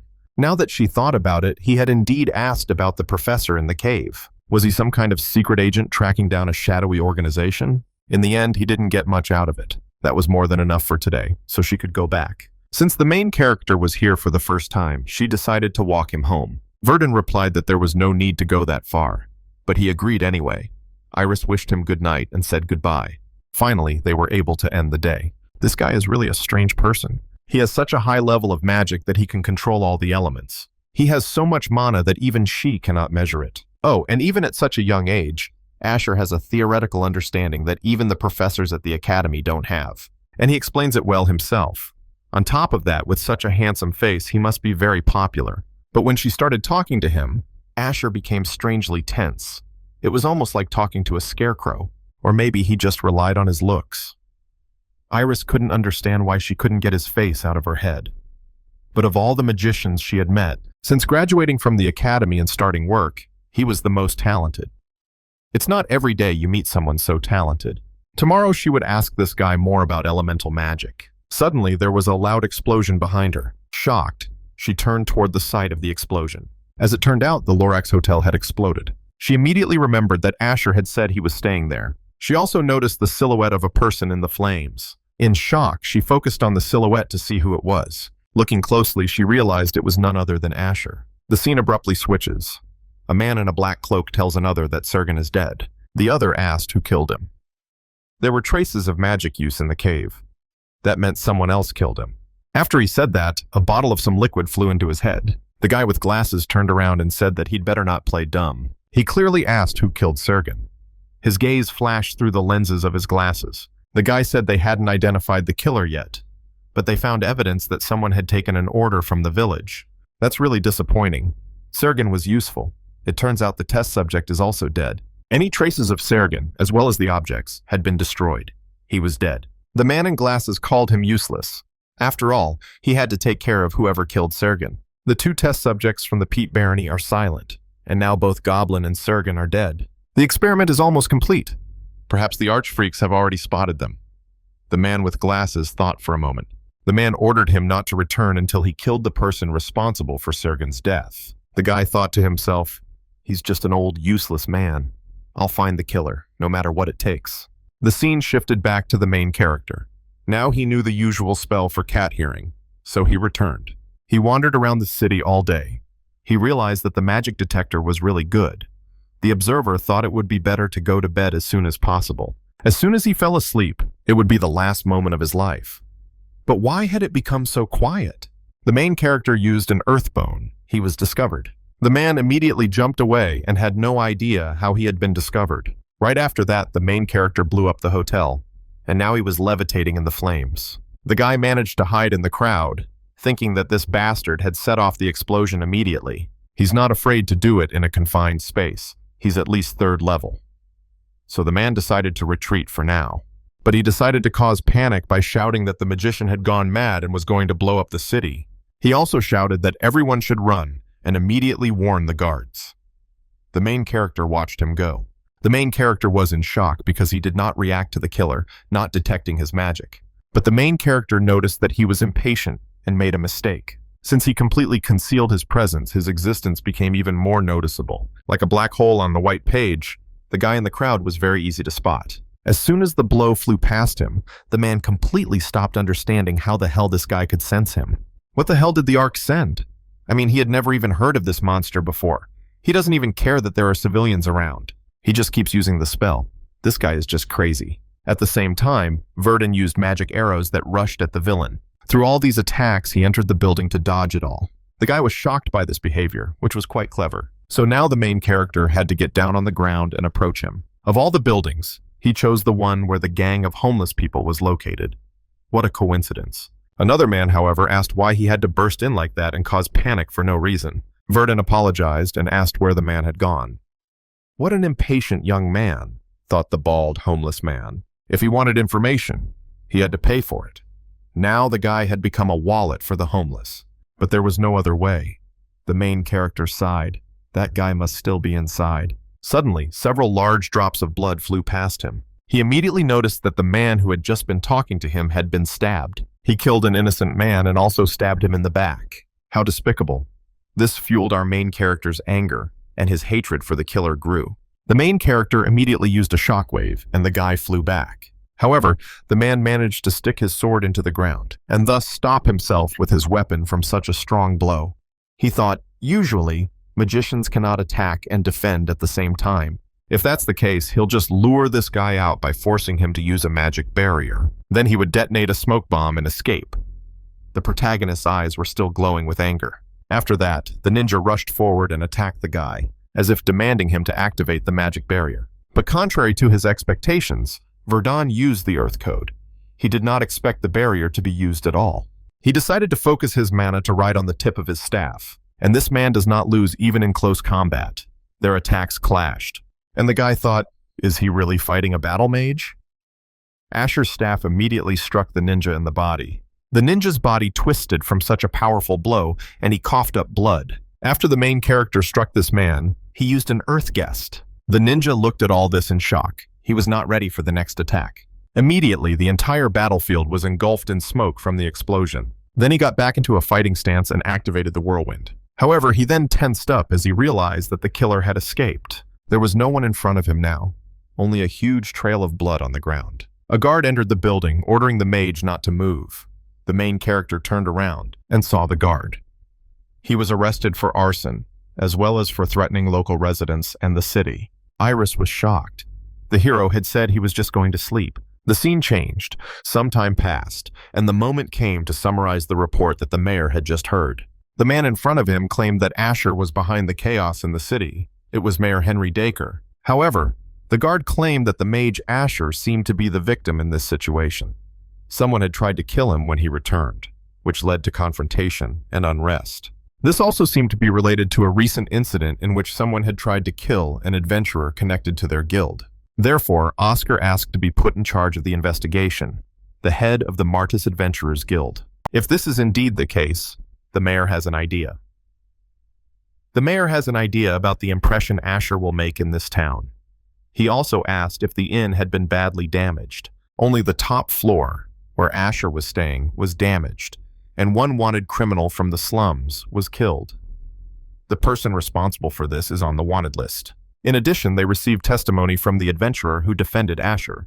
He claims to have encountered a mutant goblin and an armed assailant in a cave during a honey-gathering mission. But when they visited the scene, there was nothing there. No bodies, no monsters, not even signs of other creatures. An empty cave. This means that, including the latest assassination attempt, there is an organized group targeting adventurers. Could this mean that similar incidents could happen again? That's why Oscar tried to assign a bodyguard to Asher. Henry asked if there was a problem with that. Rumors had already spread throughout the city that Asher was the one who organized the explosion and sowed panic. That's why both soldiers and adventurers refused to guard him.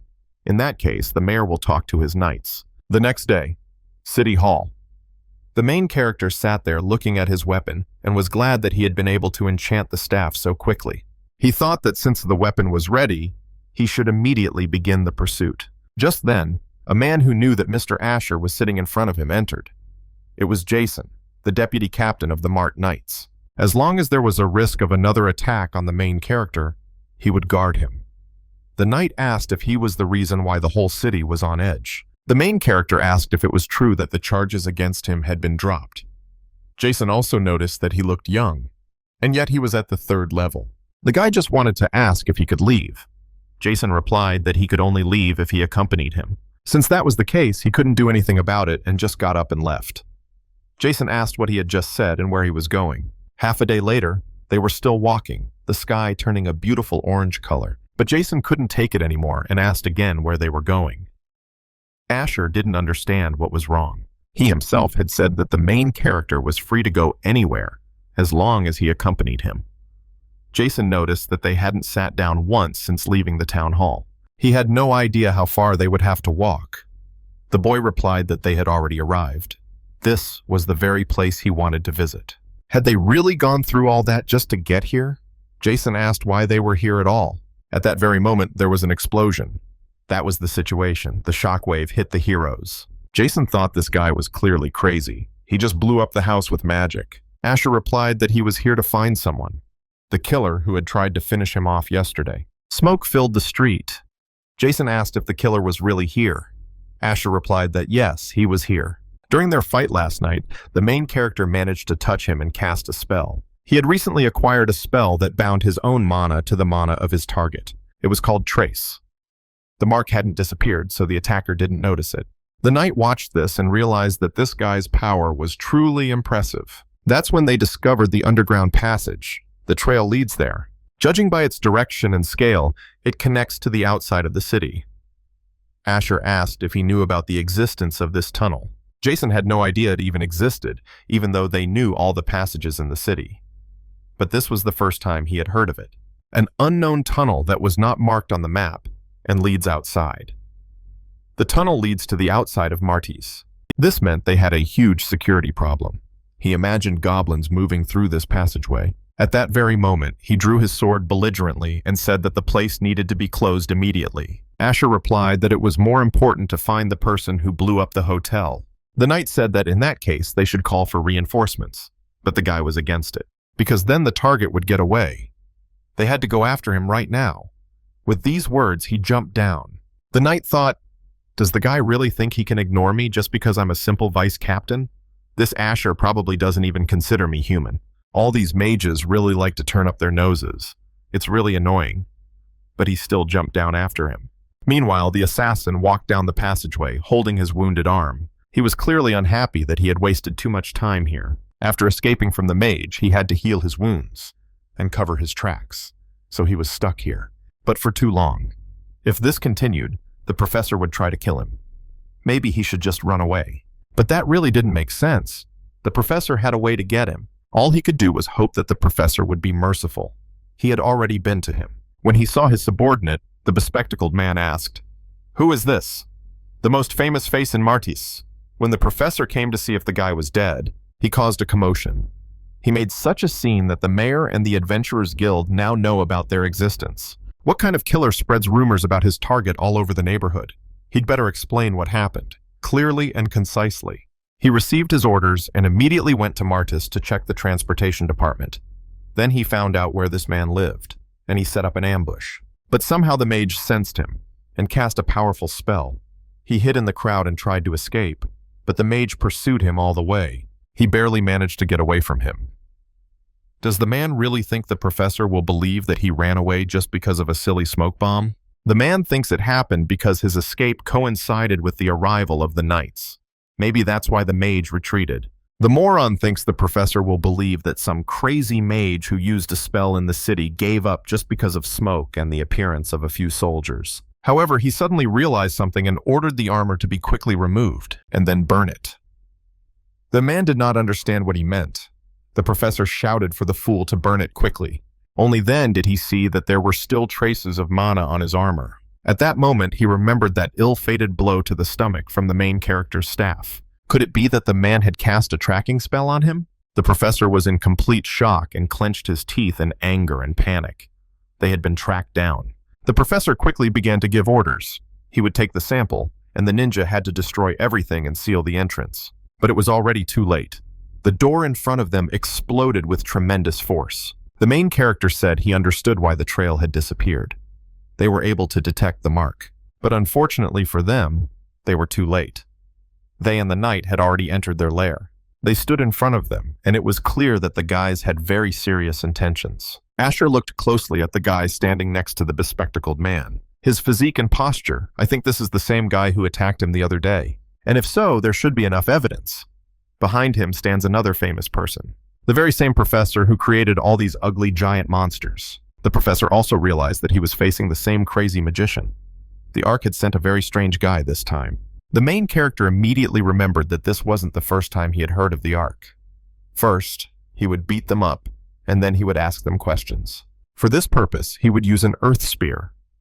The man quickly cut it in half. The professor asked where this idiot was going. What would they do now? There was no choice, so they would have to continue with the plan. Whatever he did, he had to buy time. However, this man is not going anywhere. The main character used a magic arrow. However, the ninja immediately destroyed these attacks. His boss will be safe. He took out 2 of his swords at once and said that as a face controller, he would not let any of them pass. The protagonist thought, a weak arrow can be blocked, but if he strikes too hard, he will kill this man and learn nothing. At that moment, Oscar intervened in the fight. He clashed swords with the ninja in confusion. The knight shouted that he would hold him back, and that he should pursue the magician. He wanted to say that he would follow Asher, but the main character didn't even thank him for that and immediately rushed after the professor. The scene shifted, and as he raced through the tunnel, the guy thought, where the hell did he go? The professor definitely couldn't have gotten very far. The guy slowed down a little. He smelled something very unpleasant and covered his face with his hand. But he knew what the smell was. It was rot and decaying flesh. In an instant, a huge location appeared before him. The walls were patterned, and in the distance, the professor was standing on a bridge. He looked at the protagonist with malice and said he didn't expect this fool to succeed and be able to stop the protagonist. But the professor definitely didn't think he would end up here so quickly. However, the professor was glad that he had come. He just really wanted to show him the results of his work. The professor asked him what he thought of these creations. So these were the jesters he had seen, and he had a whole squad of synthetic monsters here. The professor laughed. It seems this guy is mocking them by calling them jesters. This is a new stage of evolution. Although the specimens here are not the most successful, because they do not fully reflect the professor's ideals. At that moment, the cell gates swung open, but they are still enough to tear any uninvited guest to shreds. Roughly speaking, he must evaluate the professor's work. At that moment, the monsters jumped forward sharply at the main character. But Verden didn't have time for that. He used a wave and a lightning strike, a double spell, a flash, and the thunder wave was activated. Water and electricity are every monster's best friend. The attack quickly covered a huge area, and it even reached the professor. As a result, the wave, with its tremendous force and electric shocks, knocked the mad creator off his feet. He fell to the ground and thought, what a madman he is. He was clearly deceived. He thought he was just a simple 3rd-level mage, but now he was doing something crazy. This man must be at least 4th level and closer to the upper limit. He spent decades completing his research, and now it could all be gone in a minute. This simply cannot happen. The professor pressed the red button on the wall. He entered a room with a huge red flask in which another monster was floating. And then the professor said that the time had finally come to awaken his masterpiece. Touching the flask with his hand, the professor saw Asher's reflection behind him. He was curious where this rat was crawling. The professor did not expect him to get here at all. The squad was supposed to kill him. In any case, he had bad news. He burned them all, didn't he? The professor must smell something burning. The professor thought, those samples weren't perfect, but one mage can't just destroy an entire squad, so he was definitely a 4th-level mage. Asher's figure was reflected in the madman's glasses. The main character wondered what kind of creature was next to him in the flask. The professor grinned and said it was his opus magnum. This creature was his child, the devourer, the embodiment of his philosophy. It feeds on flesh to evolve. It is the future of humanity. The button was under his finger. The professor shouted that it was the ideal branch of humanity. The protagonist watched all this with slight anxiety, and the protagonist hurried to chop off his wrist so that he would not have time to press the button. And immediately the scientist's hand flew to the side. but the scientist's laughter was louder than any sound in the room. The guy realized that he was literally seconds too late. The professor pressed the button before he could cut off his wrist. Cannibalism, evolution, and the future. The flask immediately shattered, the liquid spilled out, and the creature saw the world. And it began to leave its familiar habitat. It stood in front of the main character, and Verden now understood what it was trying to do. The professor pressed his hand and laughed, because his mana was so interesting. The Mad Mage's mana marinated the meat to the bone, and now the professor's child would taste it. It could even say the word eat. Could this creature really speak? It shouted that it was hungry. This roar turned into a shockwave. The monster also said that this man looked delicious, so it decided to eat him. Yes, our hero did not like this at all. He noticed that this creature could strengthen itself. Mages spend years practicing such tricks, or they use powerful artifacts. The monster was already preparing to attack. It would not stop, and in a second it lunged forward. It had enough skill to launch endless attacks at the main character's blind spots on its own, and it began to attack the protagonist frantically. With such a level of skill, it was worthy of being called opus magnum. For any adventurer, this battle would clearly be exciting. But there was one thing.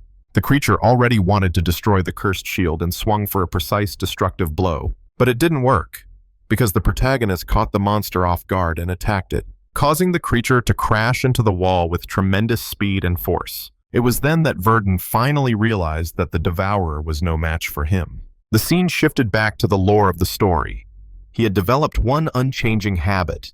He had lived in Bogomiran for 7 long years as a test subject. Therefore, he had to constantly suppress his rage all this time. Then, returning to his room after the experiments, he used his pent-up emotions as a driving force to complete his theory of defying the heavens.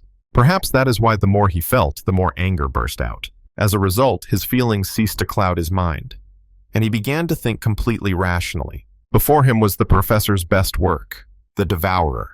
That's what he called it himself. The physical abilities of this creature are on par with those of Pate's orc jesters, and it regenerates in much the same way. But the Devourer's flexibility and speed are much higher. However, that is where its advantages end. The Devourer managed to dodge this blow, and then easily avoided the main character's next attack. But he did not expect to be pierced by an earth spear. This idiot didn't even realize it was a trap. After that, the guy activated a magic arrow. In principle, any knight would be able to defeat him. The Devourer doesn't even recognize the simplest feints. He just swings his fists, even though he has a lot of strength. A real beast in human form. And then the spear pierced his chest, and then several more times in other parts of his body. The guy said he was too weak to be called the greatest creation. The professor couldn't understand how this was even possible. How could his opus magnum have lost? This creature takes on the traits of its victims through absorption, and thus continuously becoming stronger. This creation is a man of the future, a true neo-human, and yet he had fallen so shamefully in this battle. But the professor convinced himself that this child had only barely awakened its power. It was still hungry and could not yet use its full strength. If he had another chance, he would feed this jam his severed arm to regain his strength. Then he would kill the magician and escape. Given the structure of the facility and the traces left behind, there had to be records. So the protagonist asked where the experiment records were. After all, the professor claimed that it was his child. Therefore, if the professor did not hand them over to him, this child would die right before his eyes. The professor agreed to this condition and barely got up. He thought this was a great opportunity.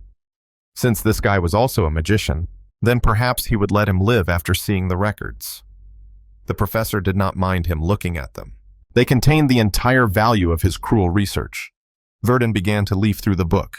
However, he did not think he would need it, and he simply threw the book on the floor. The professor, in a rage and despair, fell to his knees and asked what he was doing. GG said that from a biological point of view, these studies were of the highest value.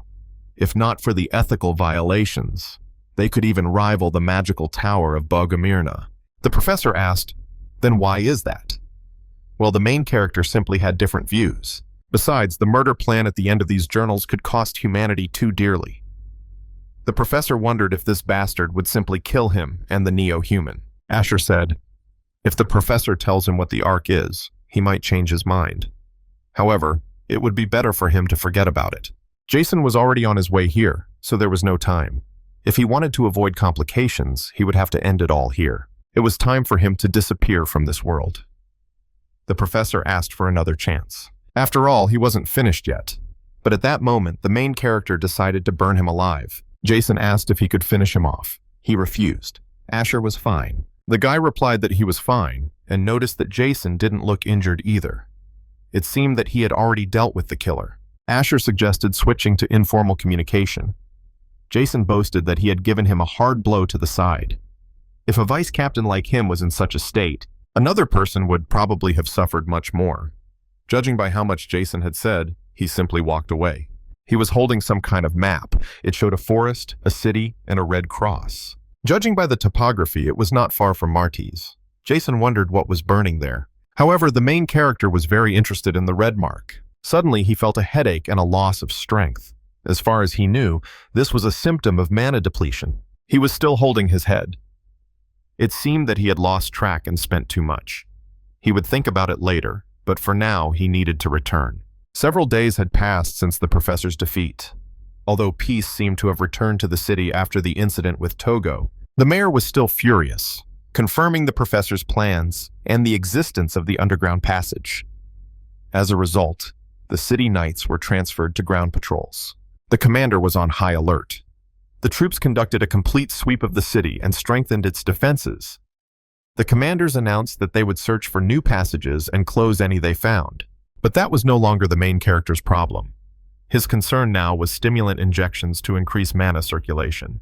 Thanks to the injections, which affected his body's capabilities, he reduced the years required for a mage to a few weeks. It was time to move on to the next stage. The protagonist stood panting, covered in sweat. Verden had reached the 3rd rank in the elemental magic system. The scene once again took place in some mysterious lair where candles were burning, and the windows were bathed in red light.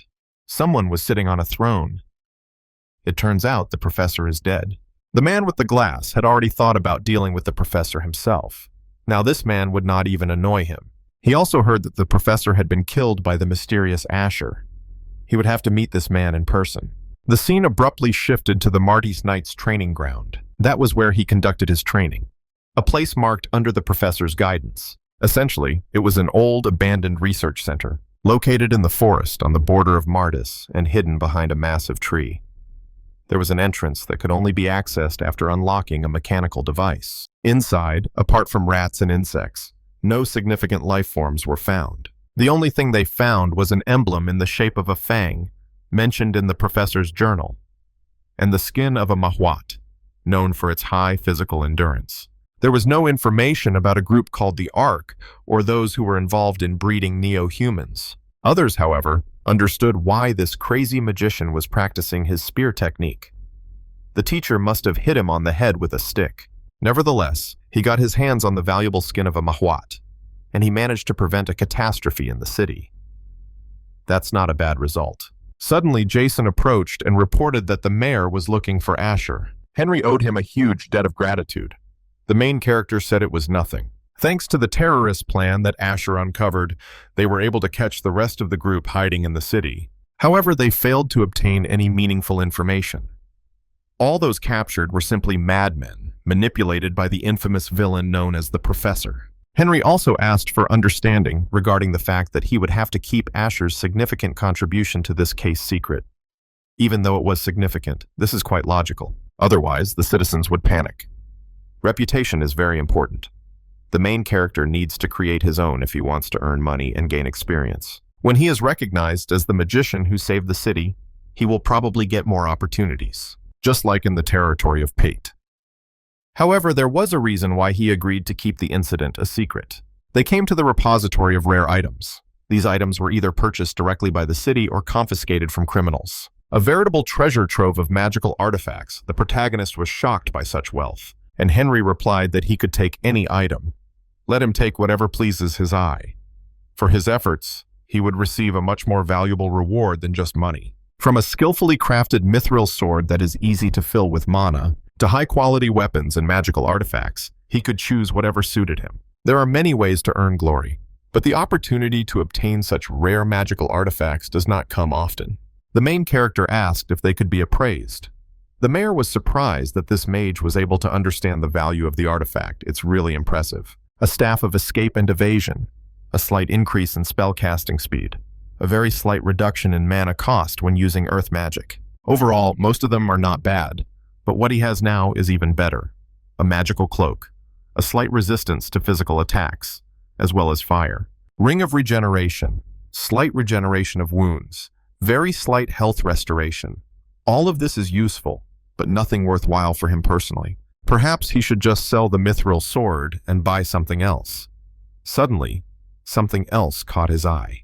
He noticed an interesting ring with a flat green stone. It doesn't react to appraisals, so it's probably not a magical item. And Henry replied that there was no need to rush, as he had plenty of time. The main character took these words seriously, and so the whole day passed. Henry apologized, noting, however, that it was time to make a decision. The main character also apologized for his slowness. The man thought he would just choose something quickly, but he was examining everything very carefully. The guy would like to take this. The necklace has protection. An automatic mana barrier. It's a pretty good choice. But won't it require more mana than creating a barrier manually? Actually, it's not really a problem for him. Letting this guy go just like that is a little cruel on his part. So Henry decided to also give him the ring he had been looking at recently. But he said that only one item could be taken. So the main character was surprised that he was allowed to take both. After all, he is the hero of this city. So one more trinket is no big deal. The mayor asked when the guy was leaving town, but Verden was actually planning to stay here for a while. He needed something very important. Henry replied that if he could help in any way, the guy should just say so. The mine in the Verden territory. At work in the mine, the man was breaking rocks with his pickaxe, and there he noticed something interesting after another blow. It was a skull, which he even managed to crack with his blow. Another man shouted and asked why he was panicking. Apparently, he had never dug up bones before. In fact, he thought something was strange here. A normal blow with a pickaxe should have shattered this skull. But why was it still intact? It was as if something was wrong with it. The other man, however, decided to throw the skull away. He said it would be better that way and asked his partner to take the pickaxe and get back to work. They needed to finish. However, the man's body was shaking. There was something behind him. The others couldn't believe their eyes either. At first, he thought there was nothing behind him. But then they noticed the undead. A flying skull, and then the bones spun around and began to turn into living skeletons. The man just wanted to shout for everyone to get out of the mine, when suddenly he was killed. Just like that. Just like the rest of them, a real red mess. Rumors spread that undead creatures had appeared in the mine on Verden's territory, creatures that seemed impossible to kill.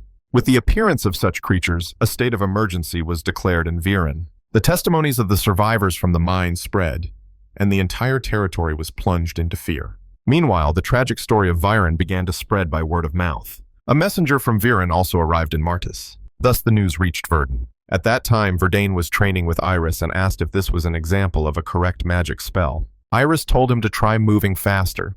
It took a whole month to learn this. The scene changed.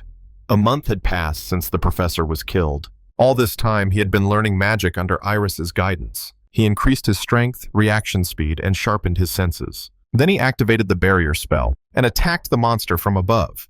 The monster was simply shocked. Then he used his mana concentration. Verden had reached a level where he could use them in real combat. Iris couldn't believe it. The mage defeated the orc with his bare hands in just 13 seconds. What can't this guy do? He stood there trying to catch his breath. The lessons had clearly not been in vain, so the main character thanked her for that. Iris replied that it was simply because he was amazing. He could probably have learned all this on his own. There were no books left, and he was at a standstill. If it weren't for Iris, he wouldn't have been able to master spell magic. Usually, someone might think he was good if he could do all this on his own. Despite having such skills, he was modest and handsome. Does such a wonderful person even exist? He is simply perfect. He has all the advantages, so why isn't he interested in romantic relationships? Only then did she begin to suspect that he had such a problem. Verden replied that he did not have such a problem. Iris was surprised, as if he had read her mind. It was written all over her face. Iris began to argue, claiming that he had misunderstood everything. They entered the city, and she was still saying that it was all a huge misunderstanding. The head of the Martis Adventurers Guild was waiting for them at the gate. He greeted the Asher. His face was very serious. He had a request. Oscar, the head of the adventurers, had initiated an investigation when Verdana was falsely accused. The reason such a man sought out the main character was that hordes of undead had appeared in the mines near the territory of Verden, bordering Martis. Their numbers were so great that help was needed. Rumors circulated that contact with the undead caused curses and diseases. Because of this, no adventurer agreed to help. Then Oscar learned that the main character had dealt with the professor and came to him. In general, he didn't really want to get involved in this business, but he had run out of money. Besides, he wanted to use this opportunity to improve his reputation, so he agreed. Everyone was talking about this unusual mage. They say that lately he has been practicing close combat with a staff or spear. Not only does he look good, but he is also in excellent shape. Asher replied that he had heard strange rumors and wanted to know if she knew anything about them. Iris replied that she didn't know. However, she actually already knew. In any case, he did not expect her group to go as well. Wasn't Iris afraid of the undead? Of course she wasn't afraid of them. Silly rumors about curses don't affect responsibility.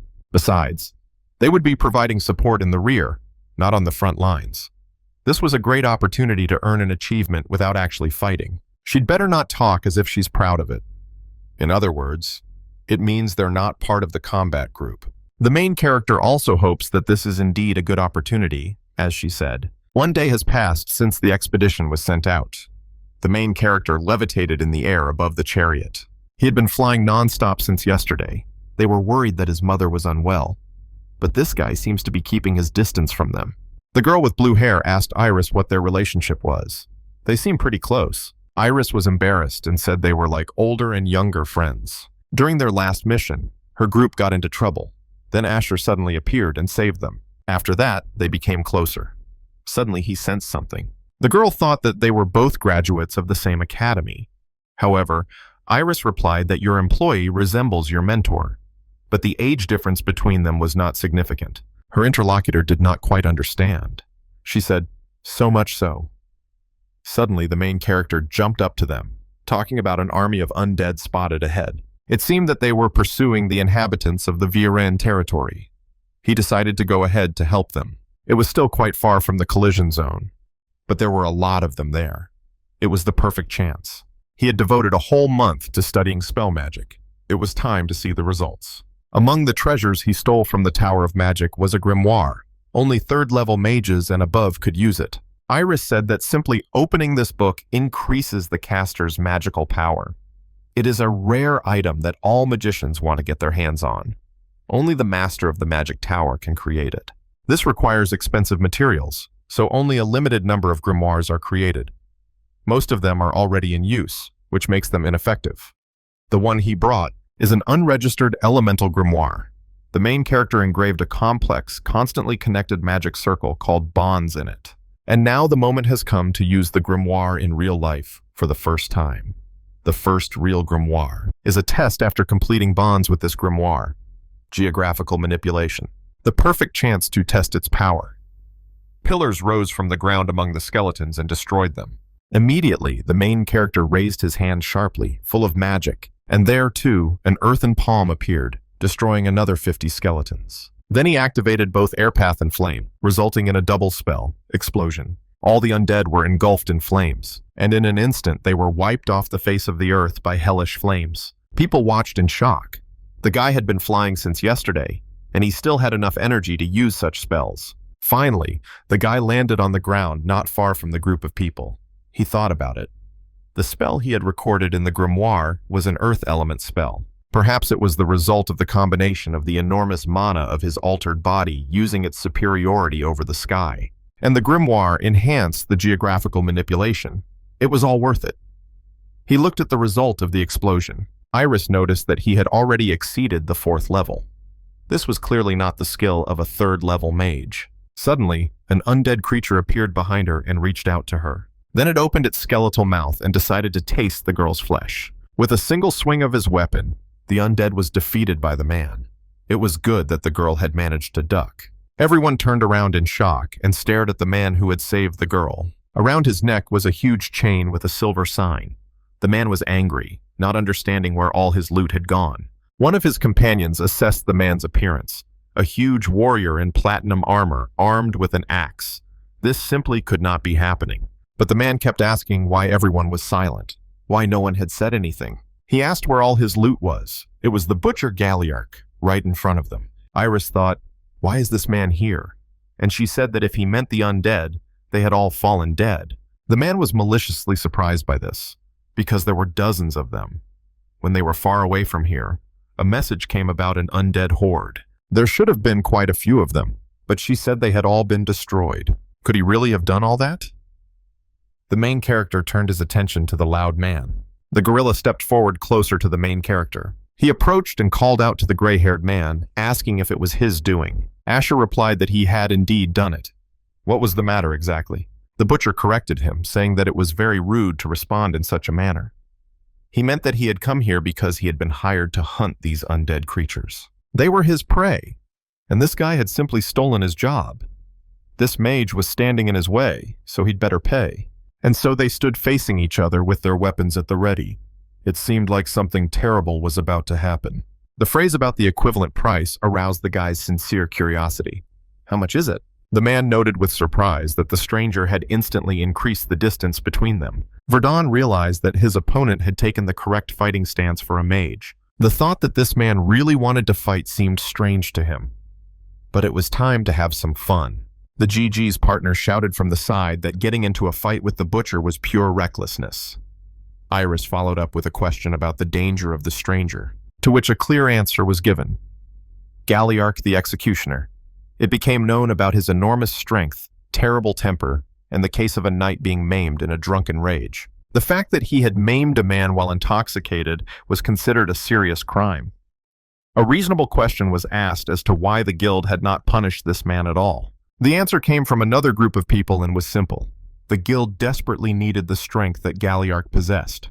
It was stated that the usual rules did not apply to this warrior's platinum rank. Ranger Narian asked the mage to stop Galliarch to avoid problems with the authorities in Vero. Mage goaded Ranger Narian's side, agreeing not to allow the conflict to escalate further. He asked Galliarch to calm down, suggesting that those people were simply carrying out orders from Vero. Concerns were raised that the fight would cause problems, but the butcher suggested killing everyone and blaming it on the undead. Magician Goad turned to Verden, noting what he considered to be his excessive confidence in his abilities. The Platinum Adventurer promised to show the young mage his true place. An aura immediately filled the air. Verden felt a magical pressure, which he estimated to be at the medium third-tier level. The guy realized that this was a simple mana discharge technique, which was immediately applied in battle. All that remained was to realize what this meant in the current dangerous situation. At that moment, the main character activated his power and brought the mage from the other team to his knees. From the outside, what happened looked incredible. The mage broke through the pressure and knocked out Goad. Despite Goad's decent skills as a mage, that guy turned out to be much stronger than anyone had expected. Galliarch asked the mage's name, and the answer was Asher. The Platinum Adventurer uttered a short phrase about meeting in Vero before leaving. The scene changed. The clash with Galliarch's squad ended much faster than anyone could have expected. The group from Martis, which was on a double mission, was slightly delayed on the way. Verden clearly understood that the conflict with the Platinum rank had earned him powerful enemies. The next day, Lord Farnad van Oyron thanked everyone for responding to his call. It was announced that local forces would immediately advance on the mines of Vero. The main task was declared to be the complete destruction of the suddenly appeared army of the undead. The Order of Luos was also there. A wish was expressed to avoid casualties, after which Galliarch's detachment was introduced. The team from Martis, along with the other groups, immediately set off. And then the main character saw his recent rival, who also noticed Asher. The butcher sarcastically asked if Verden was nervous in the face of events. His partner asked Asher not to get into a fight, to which the guy agreed on the condition that he would not start it first. It turned out that the real battle with the forces of the undead had already begun without them. The spiked mace immediately flew into the frame. The standard tactic against the undead was announced. Attack the head because of its physical form. It was added that striking the torso was useless, and mages should provide support from the rear. A blood golem was discovered among the enemies, and the troops were ordered to retreat immediately or be split in two. It became clear that it was practically impossible to damage such a monster with conventional weapons. The order to retreat was given again, this time even more insistently and urgently. Suddenly, a half-naked butcher flew over the knights' heads. Galliarch noted the appearance of the blood golem on the battlefield with obvious interest. The powerful warrior decided that this monster was perfect for a little warm-up. He immediately delivered a stunning hook right to the golem's face, causing an explosion. The red golem immediately began to slowly melt. Then the butcher flew back at the golem and tore off its head with his bare hands in an instant. Galliarch lived up to his reputation by destroying the golem with a single blow, but his next actions raised questions. The man, with a maniacal smile, grabbed the golem's skull more tightly. The warrior's insane act of throwing the golem's carcass caused shock and confusion among those around him. The head immediately flew to the feet of the main character. It was a kind of gesture. Verden calmly and dignifiedly commented on this rude behavior. Galliarch began to mock him, asking why Asher wasn't showing his true strength. The Platinum Adventurer directly accused the guy of putting on a show yesterday. But suddenly something went wrong. The response to the provocation was the immediate use of a powerful spell of terrain manipulation, and then Asher activated the next spell, a fireball. Then he launched it at the place where the butcher was standing. Iris cried out in horror to Verden, not understanding his sudden and dramatic actions. From the outside, it looked like the instant creation of several large spells in a row. Such a fierce reaction amused Galliarch, and he appreciated the magician's nasty character. Moreover, this hot-tempered nature appealed to the violent warrior. He directly suggested finding out in a fair fight which of them was really stronger. Verden expressed regret that the butcher had not been injured by the flying debris after the spell. Immediately, a proposal was made to hold a competition to see who could destroy more undead. Their spontaneous rivalry led to the rapid defeat of the hordes of skeletons on the approaches. Thanks to this, the detachment managed to reach the mines with minimal losses, contrary to expectations. Only a small group of volunteers from among the most skilled fighters went deep into the mine. Not all the warriors were able to enter. The butcher approached and said that GG had fought well, but was still worse. Verden dryly parried Galliarch's attempt to establish a semblance of friendly communication. The Platinum Adventurer continued to insist, referring to their recent joint battle.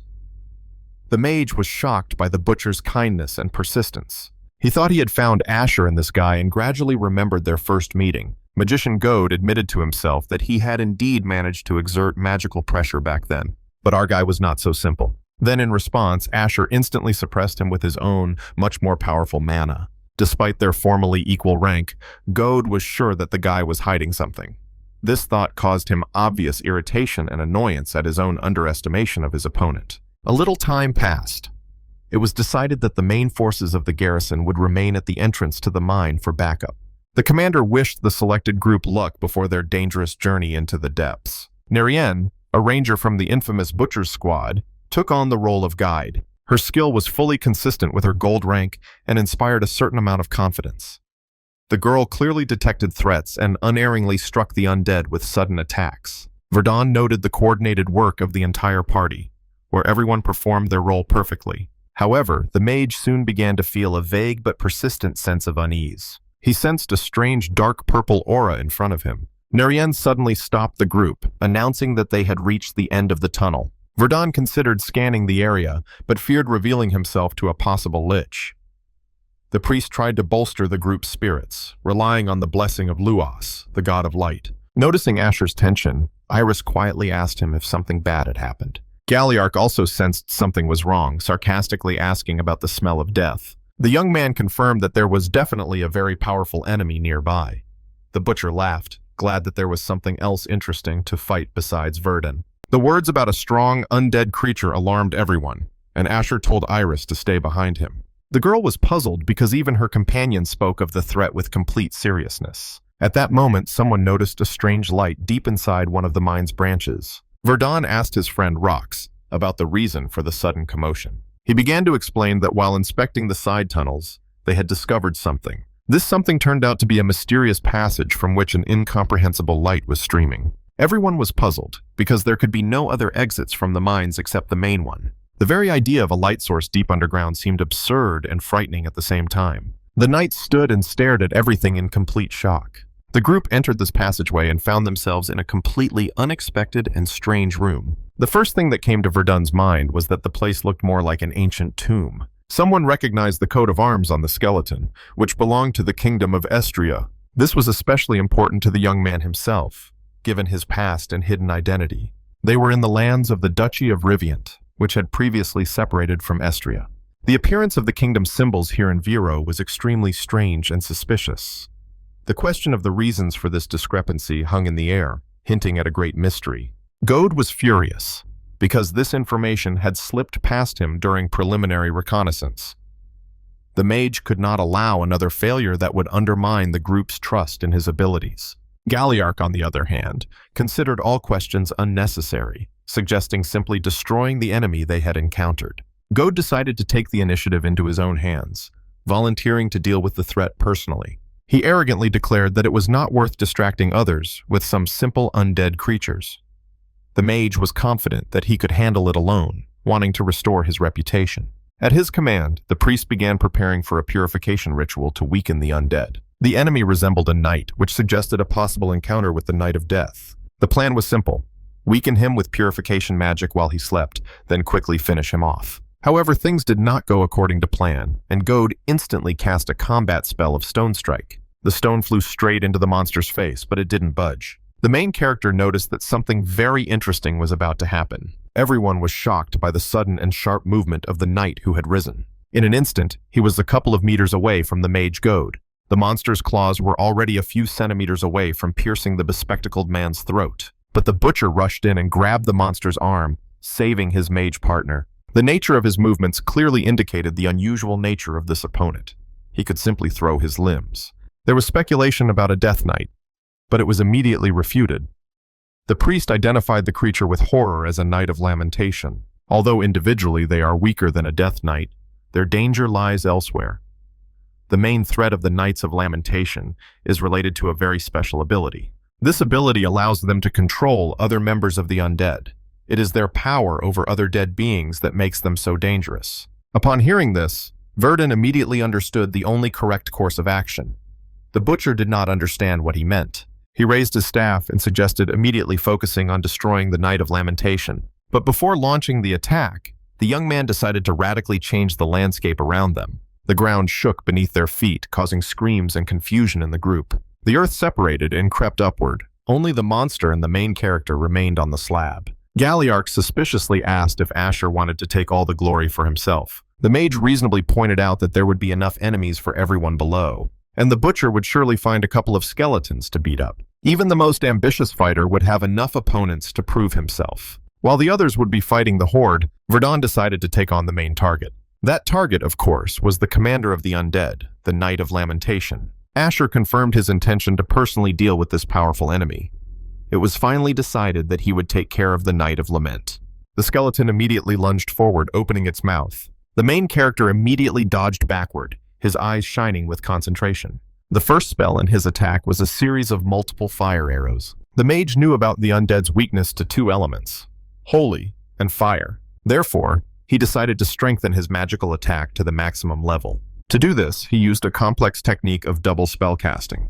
The result was a more powerful projectile known as a heat arrow. Finally, he caught the monster off guard, which dodged the projectile and finally revealed itself completely. Seizing the moment, Verden launched a fiery spear at his opponent, and he succeeded.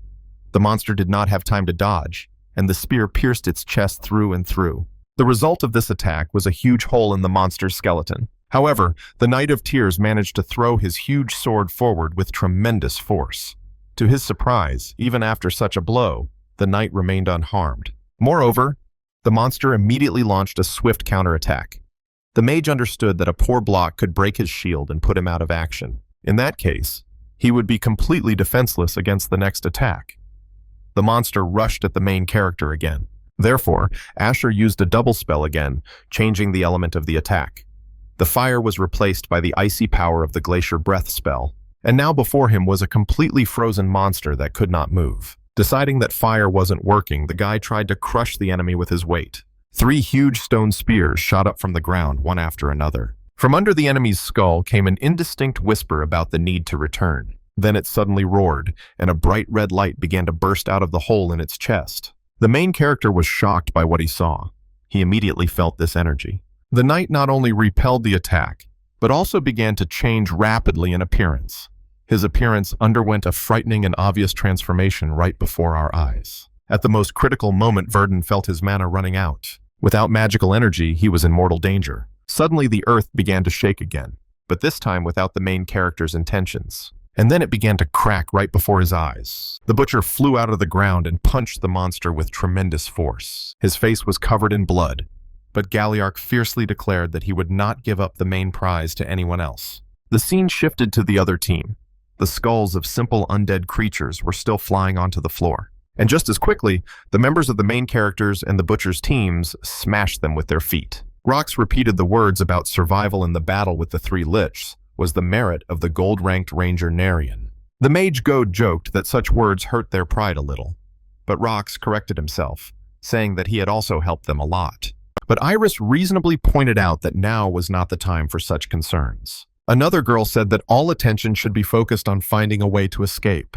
They looked up. The situation seemed hopeless. The way back through the top was cut off, and the walls were too strong. If Asher didn't help, they were dead.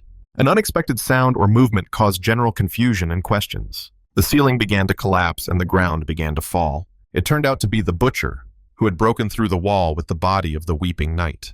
The warrior continued to fight and this time swung his fist, gathering a lot of energy in it. Then he delivered a frenzied series of powerful blows to the monster's entire body. But the knight was no slouch either. He managed to break free and hit the butcher with his hard head. And then he reached for his berserker sword again. But as he swung, the butcher had already activated his ability, and a golden cross appeared in the air. Grabbing it, the butcher got his scythe and was able to attack the monster with one powerful blow. And while the monster retreated, the butcher ran towards it with his scythe at the ready. Finally, the team noticed with relief that both Asher and Galliark were still on their feet. The platinum adventurer asked mockingly why Verden wasn't resting longer. The mage parried, telling him to shut up and focus on the battle. Galliark admitted that the walking corpse was a surprisingly tough opponent. He offered to take on the role of the main striking distraction and let the main character prepare to shoot. Verden agreed and promised to do everything possible on his part. And now the butcher swung his weapon at the red monster again. He activated his destruction ability and struck the monster so hard that the ground around them cracked. But the butcher was no fool. He had already swung his leg at the knight, and with his powerful kick, he hit the dead bastard right in the chest. The force of the blow was confirmed by the fact that the red monster flew back a dozen meters. Then the butcher noticed that a couple more undead creatures had immediately formed around him. The main character immediately activated a mana explosion on the butcher, scattering all the undead away from his partner. At that moment, the butcher was finally able to reach the monster and grab it. Then, as if in MMA, he threw the dead bastard onto the ground and pinned him down. Immediately, he heard the main character warn him to take a step back. Galliark shouted something in anger, clearly addressing his partner, calling him an idiot, because he had almost fallen victim to his incinerating attack. But then the monster's sword tried to hit the butcher in the back. It managed to hit the butcher in the stomach, but he managed to stop it with his hands and feet, preventing it from piercing him through. He immediately looked up and saw the knight flying toward the main character, crying. They were already a meter apart, and the main character was not very happy about it. The monster swung, and Asher's face simply contorted at this situation. At that moment, the necklace around the main character's neck began to glow. Immediately after that, the Knight of Tears struck Asher with tremendous force and threw him back into the hard rock.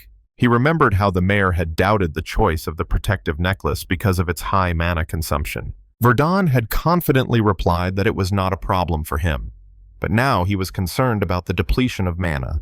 But fortunately, there was no backlash. Despite this, his magical reserves were now almost depleted. In addition, his left shoulder was dislocated from the last powerful collision. However, the most serious problem was something else entirely. That problem was the black armor that suddenly covered the knight's body. After its appearance, the enemy became significantly stronger and more dangerous. At that moment, a golden rope chain flew at the monster. The Knight of Tears was immediately restrained by the other members of the group of priests, who decided to support the attack. Everyone wondered about the nature of this mysterious black armor. Such a transformation of the Weeping Knight had never been described, even in the church archives. But the butcher immediately ordered the priests to hold their positions with all their might. Immediately, there was a powerful blow or push, causing a general cry of surprise. All the priests flew up into the air. Galliark rudely commented on their instability, accusing them of wanting to die. He ordered them to pull themselves together and prepare to restrain the enemy again. At this time, the mage from his team was watching this. For the mage goad, this commotion was the perfect chance to prove himself. He decided that his blow should finish off the knight once and for all. Realizing that only the monster's back was now in front of him, he activated the Earth Spear spell and aimed it at the knight's neck. But the monster immediately noticed this and turned to face Goad with lightning speed. Then it drove its claw straight into his neck, piercing it and causing a huge fountain of blood to spurt out. The mage was in shock. The butcher and Asher looked at this idiot.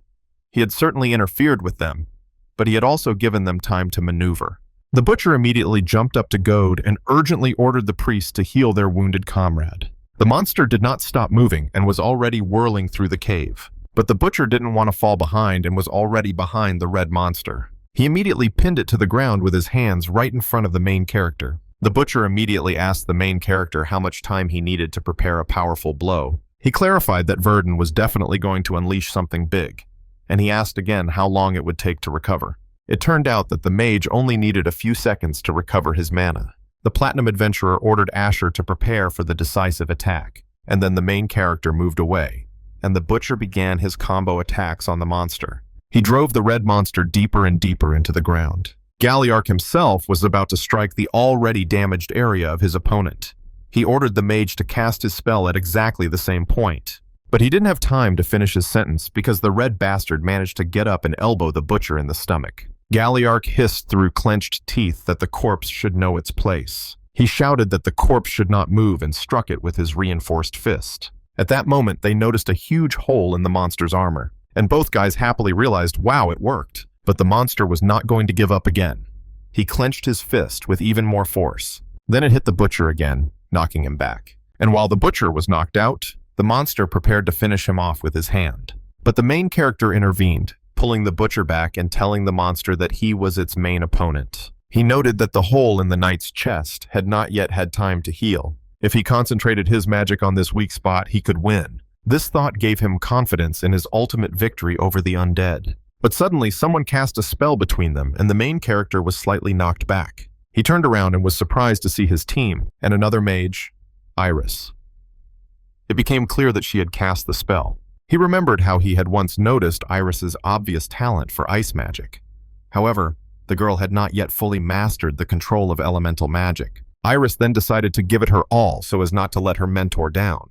Verden praised her, saying that her efforts had contributed to their victory. Victory in the difficult battle was finally officially announced. He activated the flame spell. A voice in his mind called out to the hero, and he swore to return no matter what. This oath was made in anticipation of the harsh trials that lay ahead.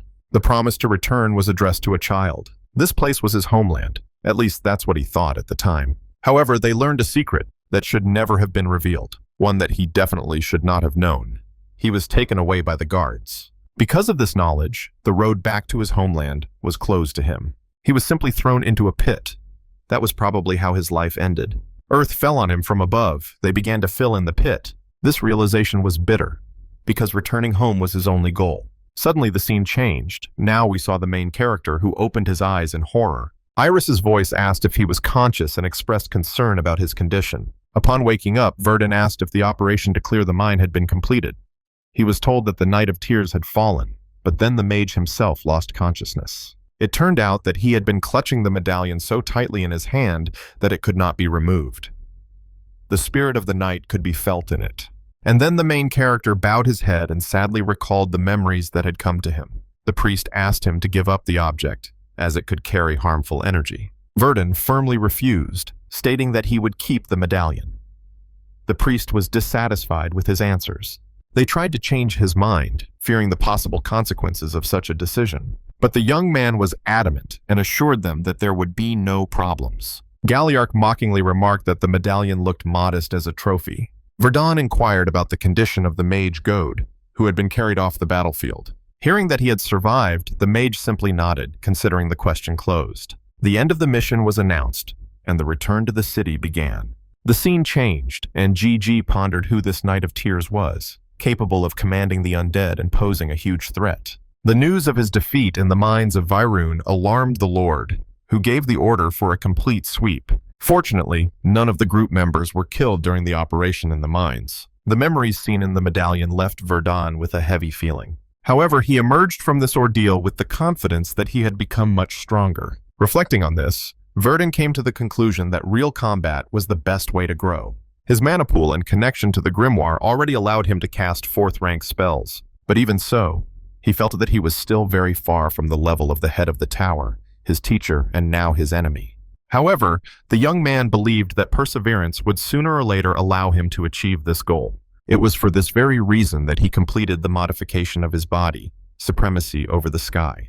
This brought the incident with the undead in the minds of Verden to a definitive end. The priests of the Order of Luas remained to continue monitoring the mine. The adventurers began to disperse, returning to their usual affairs. Galliarch asked Asher where he was going now that his work was done. He assumed that the mage did not plan to become an ordinary adventurer or mercenary. The name Gray was mentioned, which clearly meant nothing to Verden. The platinum adventurer was genuinely surprised by the mage's complete ignorance. He mockingly called Verden a recluse who knew nothing of the outside world. Galliarch explained that Gray was a kind of dark information broker. This organization bought and sold information, as well as connecting customers with contractors. Verden was intrigued by the mention of orders that could be obtained through them. It turned out that many powerful individuals preferred to work outside the rules of the guilds. The mage asked why Galliarch was telling him all this. He said that by crossing the border of death together, they had become comrades. Verden, accustomed to life in the tower, pondered the risks of such orders. He realized that such work would inevitably bring him into conflict with powerful opponents. Suddenly, Iris announced that Galliarch's group was already preparing to set off. She called out to Asher, wondering why he wasn't going to the carriage to leave. She assumed that, despite his injuries, he was going to fly again using magic. Verden thanked her for her help with the magic spells she had shown him. He advised her to continue practicing elemental magic in the same way. Iris's face was shocked. The guy explained that he now had another place to go.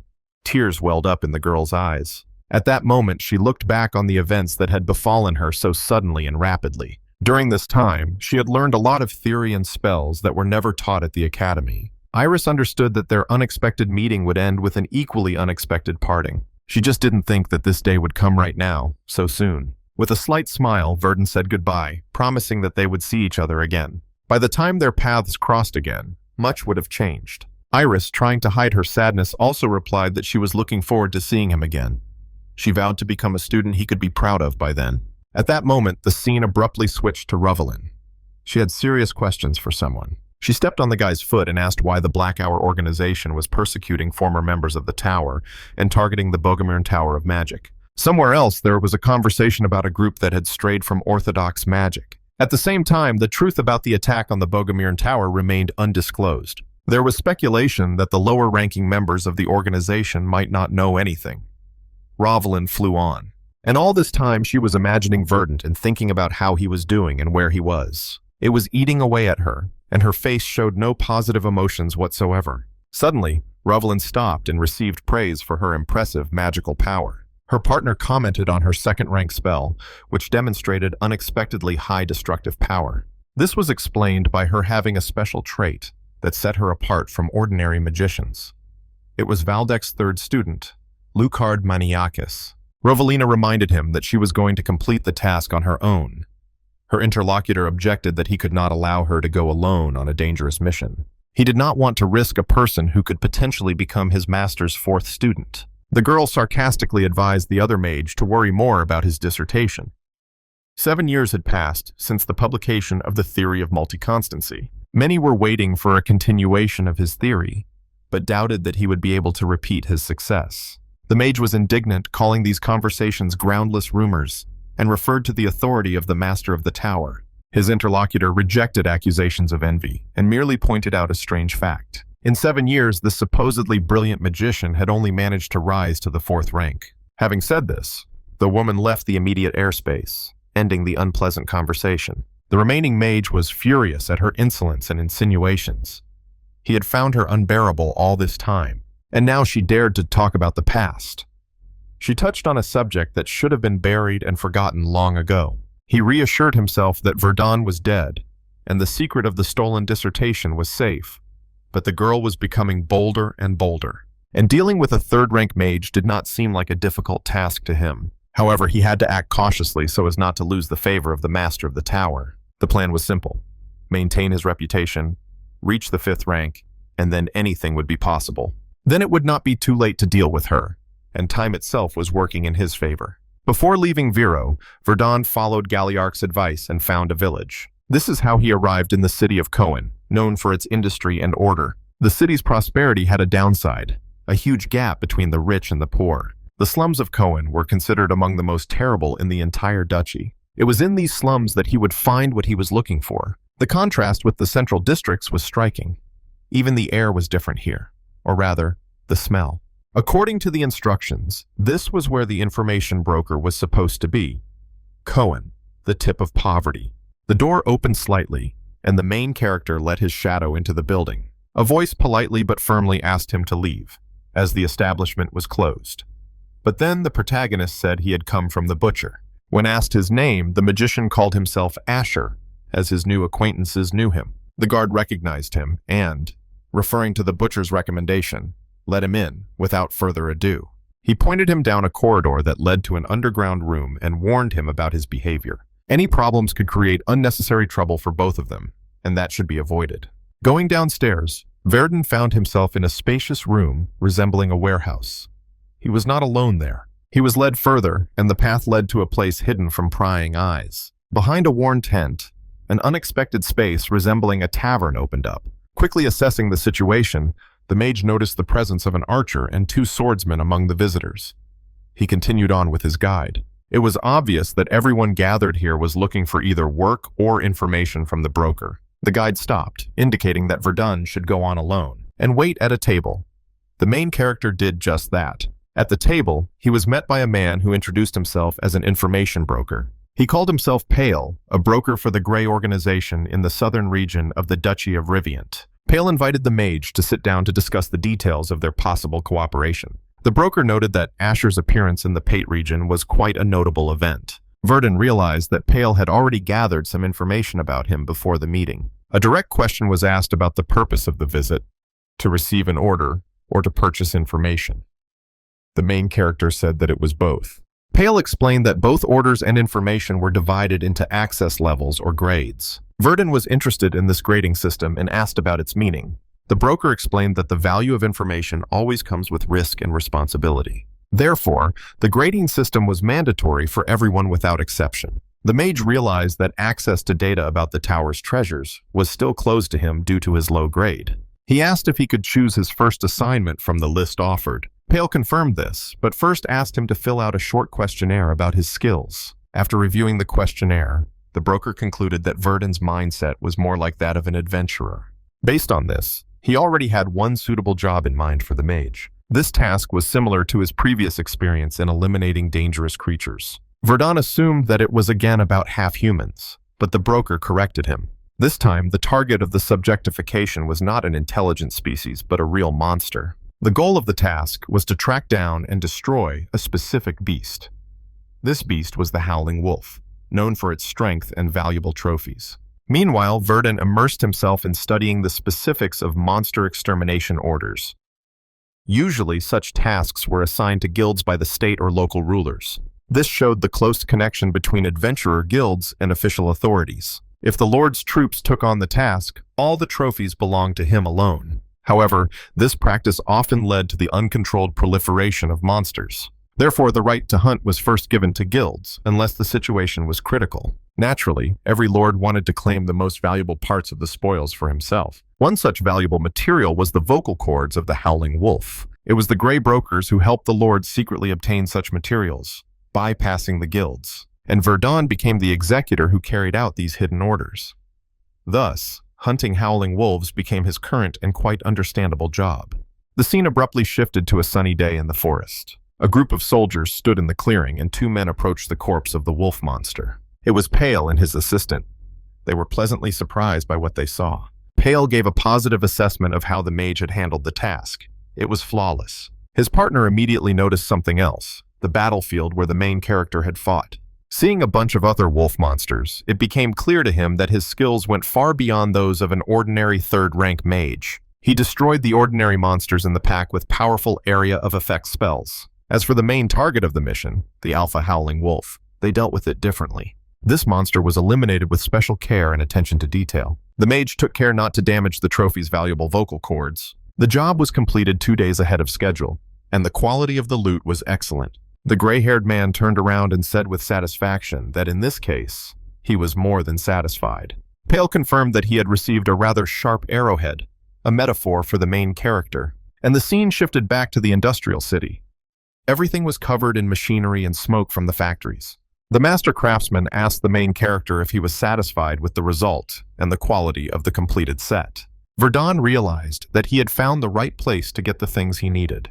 The garment was gorgeous. Upon arriving in Kohen, he immediately ordered armor made from the Manhwa skin he had brought with him. The mage asked if it was possible to make a complete set from this material, including greaves. The craftsman was impressed by the rare and high-quality material that had been brought to him. Then Verden showed the ring he had received in Martis and asked if it could be repaired. The master confirmed that the ring was a magical artifact and required complex repairs. The young man decided to examine the item himself, using his magical appraisal skill. He confirmed that it was an artifact and agreed to pay for the full restoration of its functions. It was decided that the work would take about 2 weeks, after which the ring could be picked up. From that moment on, Verden began to live permanently in Kohen, carrying out assignments from Pale. His life fell into a rhythm, receiving an assignment, completing it, and receiving payment. The range of tasks was wide, from capturing criminals to defeating gangs and slave traders. A month passed, and only then was the restoration of the ring finally complete. However, its properties remained a mystery, and Verden decided to take on the repair himself. Later, on the street, a little girl accidentally bumped into him and almost dropped her ice cream on the ground. But the main character managed to save the ice cream with magic and the girl with his hand. Her grandmother immediately began to apologize. Verden replied that the child was fine and was about to leave. The elderly woman insisted on expressing her gratitude and offered to tell his fortune as a gift. The magician expressed slight confusion about this gratitude, but the girl assured him that her grandmother was very accurate in her predictions. The girl begged him very convincingly to agree and at least try. Unable to refuse, Verden finally agreed to listen to the prediction. The old woman smiled as she began the fortune-telling, while the young man mentally noted his disbelief in such things. 3 cards were immediately turned over on the table. When he asked about the result, he received a fairly simple and general answer. He was told to just continue living as he was now and nothing more. The magician was not too surprised by her predictions. He should not have expected anything. After politely thanking her, the magician said goodbye and left, and the woman wished him a safe journey. When he left, the girl asked her grandmother what the fortune-telling had actually revealed. At first she gasped and began to recall the severity of his fate. And as soon as she remembered all the cards, her face was covered with cold sweat. The old woman said that the symbols of life, death, and birth were mixed in that man's fate. But all the symbols were reversed and appeared in reverse order, which meant complete chaos, contradicting fate itself. Meanwhile, Verden tried to repair the ring, but progress was extremely slow. He thought that if nothing worked, he would have to find a real expert on artifacts. His fate was described as a path to complete failure or, conversely, to absolute success. The old woman saw in him a being with an almost infinite number of possibilities. She only hoped that his potential would not bring darkness and destruction to the world. At that moment, a system window opened in front of him, and a marker immediately appeared somewhere in the forest. Then someone was walking through the forest and looked up at the stars, seeing something completely unusual there. In all his years of studying astrology, the man had never seen anything like it in the sky. He noticed a star that should have faded long ago but was still visible. He also saw a destiny that should have been, but had been completely erased. In his prayer, he asked that this star of supremacy above the sky would not distort what was predestined. There was a ring on his finger. He feared the influence of this force on the destinies of other people and on the world as a whole. These were his last thoughts before the strange sign in the sky disappeared. Later, the scene changed, and the guy was already walking through the snow. After studying the map that opened inside the restored ring, Verden made a decision. He left Kohen and headed for the Barred Mountains, following the instructions of the artifact. He did not know what awaited him at the final destination indicated on the map. To avoid being followed, he did not use magic, but traveled by cart and on foot. At the end of his journey, he found himself in a small village located in the foothills. And now he was observing the daily life and activities of the people in this town. Since his destination was in a nearby forest, he decided to hire a local guide. His appearance in the village did not go unnoticed, and people in cloaks were already following him. The stranger's appearance aroused the interest of one of the local women. She found the stranger very attractive and immediately became interested in him. Her companion tried to calm her down, reminding her of the importance of their own mission. She asked him to let her approach him. He strictly forbade her from taking any independent action until the task was completed. The girl named Ferris insisted on her own way, but her companion remained adamant. He demanded that they focus on the task at hand and leave everything else for later. They had to find and kill the traitor. Their conversation was overheard by a drunk local resident who was outraged by the topic of murder.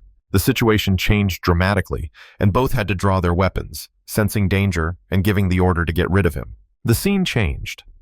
4 days had passed since Verden began his search in the forest at the foot of the mountains. Despite all his efforts, his search had so far yielded no results. Even the local hunter guide he had hired was beginning to show signs of fatigue. Repeated scanning of the area with Manhwa also yielded no clues. The mage was already considering a radical change in his approach to the search when he noticed something. He noticed trees of a different color, spaced at regular intervals. This was clearly not a random natural pattern, but a deliberate pattern. The question arose as to why he had not seen this pattern before from the height of his flight. The answer became obvious as soon as the guy understood the true nature of the forest. The entire forest was part of one giant magical circular seal.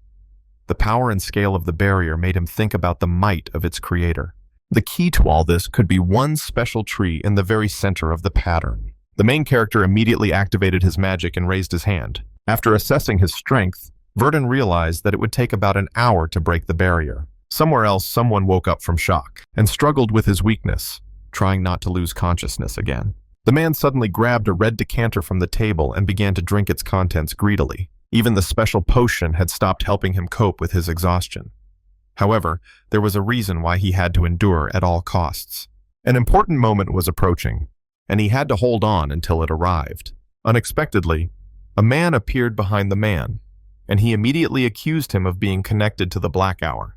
The mage replied in the negative, explaining that he had come here for a completely different reason. The only clue for the main character was a strange ring with a map on it. When he saw the ring, the stranger clearly recognized it and was shocked. He said it was a crescent, and immediately the red potion came back out of his mouth. He demanded an explanation of how the young man had come to possess this artifact. Verden realized that he was dealing with an extraordinary person and decided to proceed with caution. He himself demanded an explanation, and the old man appreciated his caution. The stranger agreed to tell him, but first asked how the mage had passed the barrier. Verden explained that he had spent 4 hours carefully dismantling the magic circle. To the old man, this sounded incredible because he had done it so quickly. Such skill spoke of great mastery. After that, Verden asked his main question about the nature of the ring again. He began his story with a philosophical definition of the ring as fate. Fate had brought them together, even though they had never met. It turned out that he had lost this artifact about 15 years ago. The stranger introduced himself as Harkin Dazest, a former 5th-level mage and sage. He once had a friend, a powerful 6th-level mage. Together, they founded a society for magical research called the Black Hour. Their group grew rapidly and became a force that the whole world feared and respected.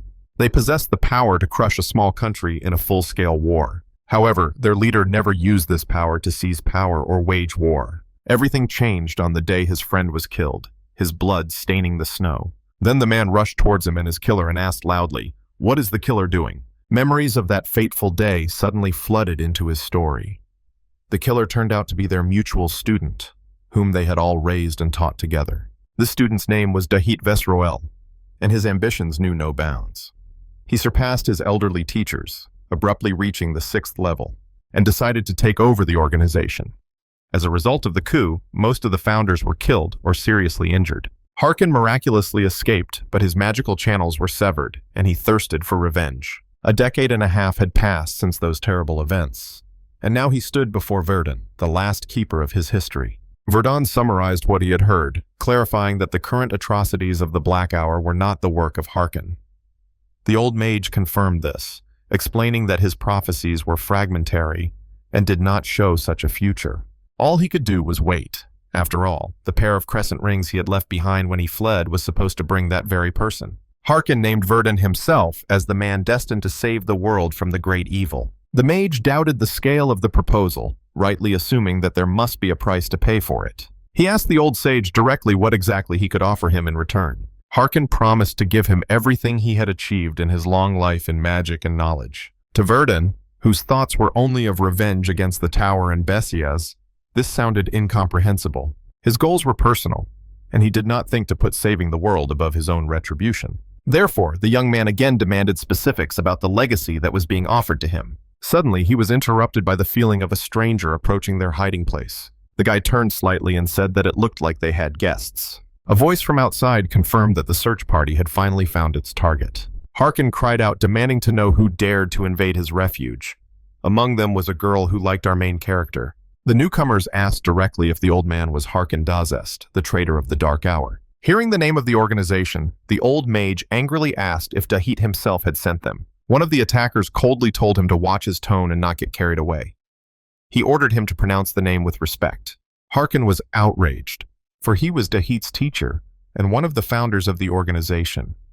He did not believe that they could break his barrier on their own and assumed that the leader himself was here. The mercenaries just laughed at him, saying that Dahit would not come for such an old man. They found him with the help of an artifact that tracked unique mana fluctuations. Harkin asked why they were looking for him after so many years of silence and oblivion. The answer was shocking. The great tower of magic Bogomirn had recently fallen. The main character remembered how it happened. This catastrophe claimed the lives of countless mages and was unprecedented in history. The guy in the cloak growled that someone had blamed the Black Hour for it, and now the Tower Master's assassins were hunting them down. Dahit believed that this was the work of someone hostile to their organization. And among the main suspects, the name of Harkin Dazest himself came up. The old mage indignantly rejected these absurd accusations, for he did not have such power. He was furious at this brazen slander, and the main character immediately counterattacked with a triple spell. He combined the magic of a wave of fire arrows, a wind cutter, and ice spikes, and destroyed the fools in cloaks with his magic. Verden simultaneously analyzed the information he had heard. It became clear that the Tower and the Black Hour were now in a state of open war. This distraction could play into his own plans for revenge. The old man was shocked by the triple spell. One of the mercenaries seemed to have decided that Verdana should also be killed as a disciple of Harkin. A girl named Ferris, on the other hand, expressed a desire to add the handsome mage to her collection. She rushed forward with incredible speed and declared with admiration that his appearance had passed the test to be included in her collection. Verden responded to the powerful fourth circle firewall spell with his own strike, and he immediately counterattacked her with incredible force. Ferris was impressed that he knew high-level elemental magic spells. The guy realized that the other members of the group used a combination of wind magic and telekinesis in their attack. Verden quickly assessed that the gray-haired leader of the group was at least a mid-fourth circle mage. One of the attackers tried to suppress him with his magical pressure. The mage parried the attack, demonstrating the technique of triple creation of spells of different elements. Despite his skill, the attackers estimated his basic level of power to be only third circle. What confused the mercenaries was Verden's complete immunity to magical pressure. They couldn't believe that he had broken a fourth-level spell with his third-level spell. And then the girl was left completely defenseless, and the main character had already stretched out his arms toward her. He immediately pulled the girl toward him with magic, grabbing her by the throat. The sword in his telekinesis spell was already nearby. The other mages were shocked that he was using Ferris as a shield, and he grabbed her neck even tighter, pressing her against the wall. Then he pointed the sharp end of his staff right between her eyes. But suddenly someone's green aura struck his staff, preventing him from piercing Ferris's head. And then Verden stated the obvious fact that there were more opponents, and that gave them an advantage. Ferris was enraged that he had used her as a human shield against her attack. But then the main character activated his earth magic and blocked his uppercut with an earth pillar. They were struck not only by this, but also by his masterful command of the unusual magic of terrain manipulation. She screamed in rage that she would now simply kill him, abandoning the idea of collecting him. At that moment, Verden ordered Harkin to hide in another room, as it was difficult to protect him. The old mage, however, praised him, saying that he had already held out more than adequately. He asked if he could use flight magic to save them. At that very moment, a huge explosion thundered. The main character was already holding his grandfather high in the air. They weren't even touched by the shockwave. He pointed in the direction of a deep, dark crevice, the bottom of which was not visible. Landing on the cave floor, Verden looked around, trying to understand where they had ended up. Harkin began to explain about those who go beyond the boundaries of ordinary magic, calling them magicians. The old man immediately looked inside the cabinet. He took out a bottle of blue potion with an interesting lid. The old mage handed him a small bottle with sparkling contents inside. Verden took the bottle with surprise, not understanding what exactly he was being given. Harkin explained that among magicians, he had achieved the title of Grand Magician, creating unique elixirs. It took 5,000 days to create this particular potion, and it had stood for that long under the moonlight and starlight. It could grant an attribute that opened access to a realm unknown to ordinary magicians. The old man assured him that the potion had no side effects and would only work if it coincided with destiny. There was almost no time left to think, and Harkin urged him to make a decision. He did not even ask for his request for revenge to be fulfilled. He offered to accept the gift, insisting on his proposal. The old man simply wanted to see the fate that awaited the main character. Verden, sensing a strange but not hostile aura, decided to trust the old man. Before taking the final step, the mage decided to make an important clarification to his words. He stated that in this world, there is no such thing as predetermined fate. And while the old man watched in shock, the young man began to drink the potion. As an astrologer and magician who had seen the fates of many people, Harkin came to the same conclusion. Nothing is predetermined. Immediately, a magic circle lit up around the main character, and wings grew out of his aura of magic. His eyes glowed, and the bird above his head turned out to be a phoenix. He had incredible power in his hands. At that moment, the old man felt a strange glow emanating from the stars themselves. It was the very distortion of fate that Harkin had been feeling all this time next to him. And now he understood who the young mage standing before him really was. He was the very star that defied the heavens, superiority over the sky. For a mage who had believed in fate his entire life, the appearance of a reaper who denied it was a revelation. Harkin finally decided to give all his legacy to this rebellious reaper of fate. And then the old man activated the memory transfer spell, and so their energies merged and soared to the stars and back. The scene changed, and Verden came to his senses, discovering that he had lost consciousness for a while. An unfamiliar, incredibly powerful wave of magical energy raged inside him. He tried to understand what exactly had happened in those lost moments. Harkin's voice informed him that the experiment had been successful, and he asked for the mage's real name. Verden was about to say that his name was Asher, but he quickly caught himself. And then he gave his real name, which only a few people knew. His grandfather smiled, and before his death, Harkin asked the young man to burn his body. The body of a man who had devoted his entire life to this research. Now all these memories and knowledge had been completely transferred to Verden, including the request to stop the Black Hour. He knew he had to do it for the sake of the world, and instantly a fire flared up before him, covering the old man's body. And the main character took off the ring, because now it would lead him nowhere. The mage agreed, considering this goal quite achievable and in line with his own plans. And now both rings were together. Thanks to the old man and the power he had received, he felt that he was now capable of more. Now he had a powerful fourth circle elemental magic spell in his arsenal. This spell was called Earthquake and was ideal for the current situation. Meanwhile, upstairs, the Black Hour mercenaries searched in vain for traces of their targets. Even their magical artifacts for searching by mana had stopped giving off any signals. They assumed that Harkin might be dead, but even then, they needed to find his body. One of them swore in anger to tear the old man to pieces when they found him. The girl said they should look under the rock, but the other objected that a mage with such power would hardly have perished simply under a pile of rocks. The argument was interrupted when they sensed something coming from underground. The third mage sensed a powerful magical reaction rapidly growing right beneath their feet. An urgent command followed to immediately move away from where they were standing. At first, they thought it was a natural disaster, but they quickly realized their mistake. It was magic, specifically a fourth circle spell called Earthquake. It became clear that someone was actively interfering in the situation, but they did not know who it could be. Suddenly, the ground beneath their feet shook, causing panic and screams among the mercenaries. Immediately, one of the mages in a green cloak was hit in the teeth with a staff, just what he deserved. Among the rocks rising from the crevice, they saw the familiar figure of that very mage. The mage who had helped Harkin escape. But something about him had changed. The first change after taking the potion was a significant expansion of his magical channels. The volume of his mana became comparable to a deep and boundless sea. The new attribute from Harkin's potion instantly raised his level to the middle of the fourth circle. His opponents were shocked to realize that he had been hiding such power or had just acquired it. Then the leader of their gang decided to use his Gust of Wind spell. Seeing this, the mage decided that destroying their Dark Hour headquarters would be his next goal, but not now. First, he had to prepare himself, and for now, deal with those who stood before him. His words sounded like a sentence.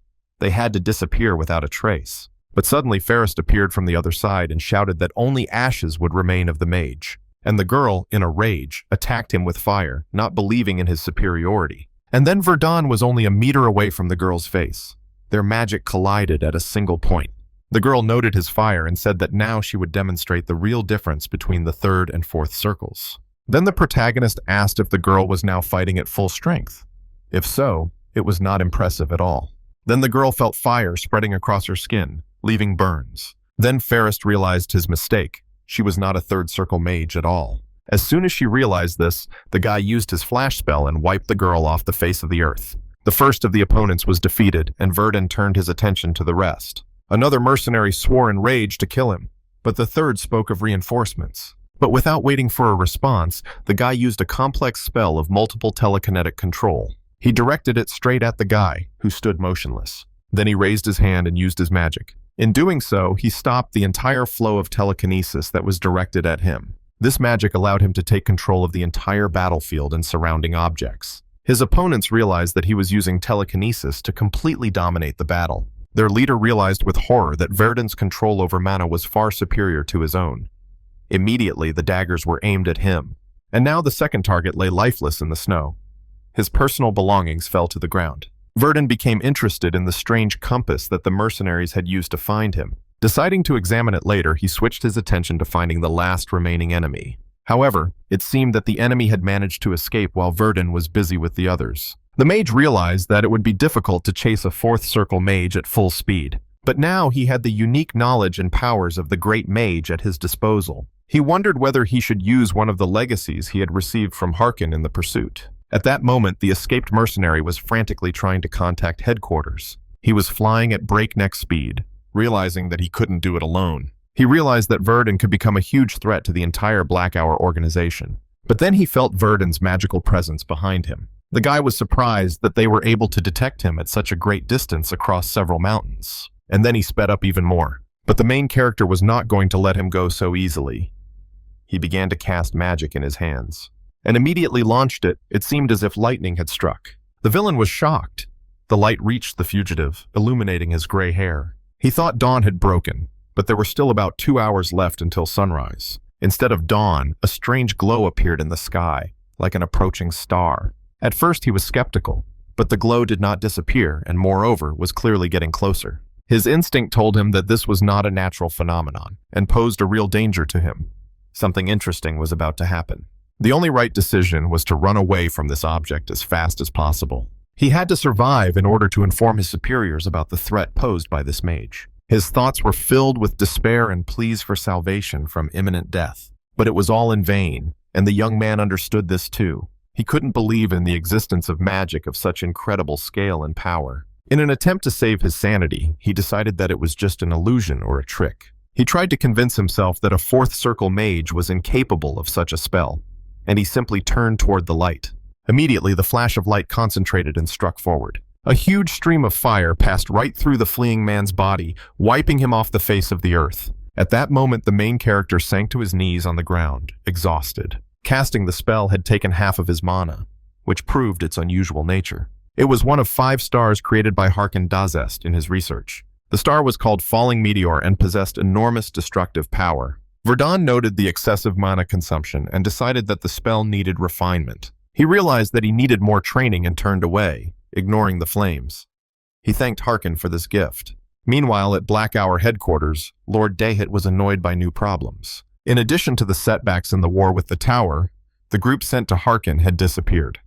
However, one thing was clear even without a detailed investigation. All signs pointed to the fact that these people had been killed, not simply disappeared. A local resident was brought to Lord Dahit Wezroel, known as the Dark Moon. He was asked to check the man's memories of what had happened in the mountains. And then the guy just raised his hand forward and immediately used telekinesis to pull the man closer to him, right up to his hand. Dahit used memory transfer magic to extract the necessary information. A moment flashed in the resident's memory when the night sky was suddenly lit up by a bright flash. He saw something terrifying, and Dahit realized that it was the trace of a powerful magical effect. The incredible weight of this spell crushed entire mountain ranges, leaving only ruins behind. Then a scorching fire burned a vast forest to the ground, turning it into black ash. The use of a skill of this level naturally led to the complete and total destruction of the area. Harkin was considered the most likely cause of the disaster, but it seemed inexplicable.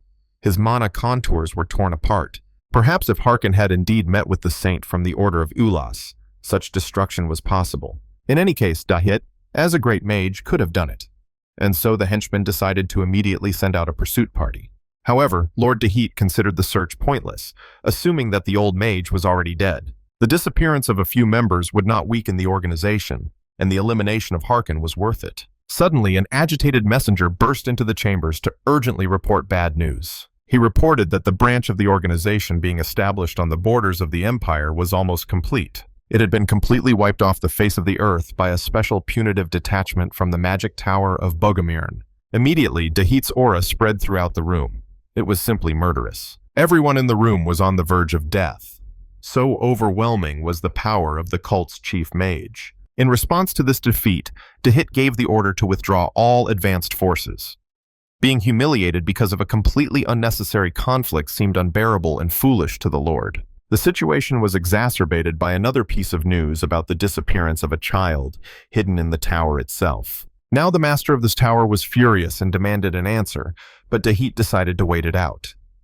The Lord's calmness gave way to an icy determination to destroy all his enemies to the last. Meanwhile, Verden, having made a stop, held a cup and saucer in his hands. He inhaled the aroma of the wonderful tea in his hands. The mage wondered if he had finally managed to escape possible magical persecution. A few weeks later, the action moved to the bustling resort town of Briente. Verden arrived here to hide from possible pursuit after the skirmish at Harkin's dwelling. By that time, the young mage had already reached the fourth circle of mastery. The first two circles formed the foundation, and the third consisted mainly of basic spells. But the magic of the fourth circle was filled with powerful and large-scale destructive spells. Such rapid progress was made possible by the potion and knowledge he had received from Harkin. Even Verden, who had studied many theories in the tower, was amazed by the mysterious power of this knowledge. He wondered how the old man managed to create magic that had no elemental affiliation. For a mage bound by strict laws, such an achievement seemed absolutely impossible.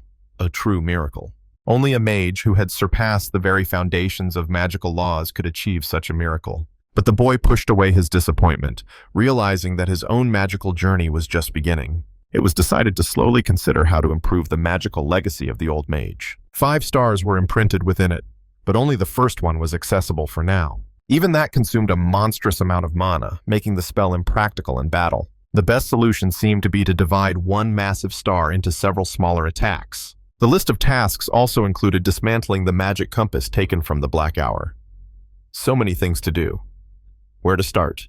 Verden decided to start by repairing his staff, which had long been in need of attention. And in the very next scene, he found himself in the city, staff on his back. All that remained was to find a suitable place to repair such an important magical tool. The young man's gaze fell on the sign of the Khan Trade Guild, which brought back a memory. Conrad from the Pife territory had once advised him to mention his name at this very guild.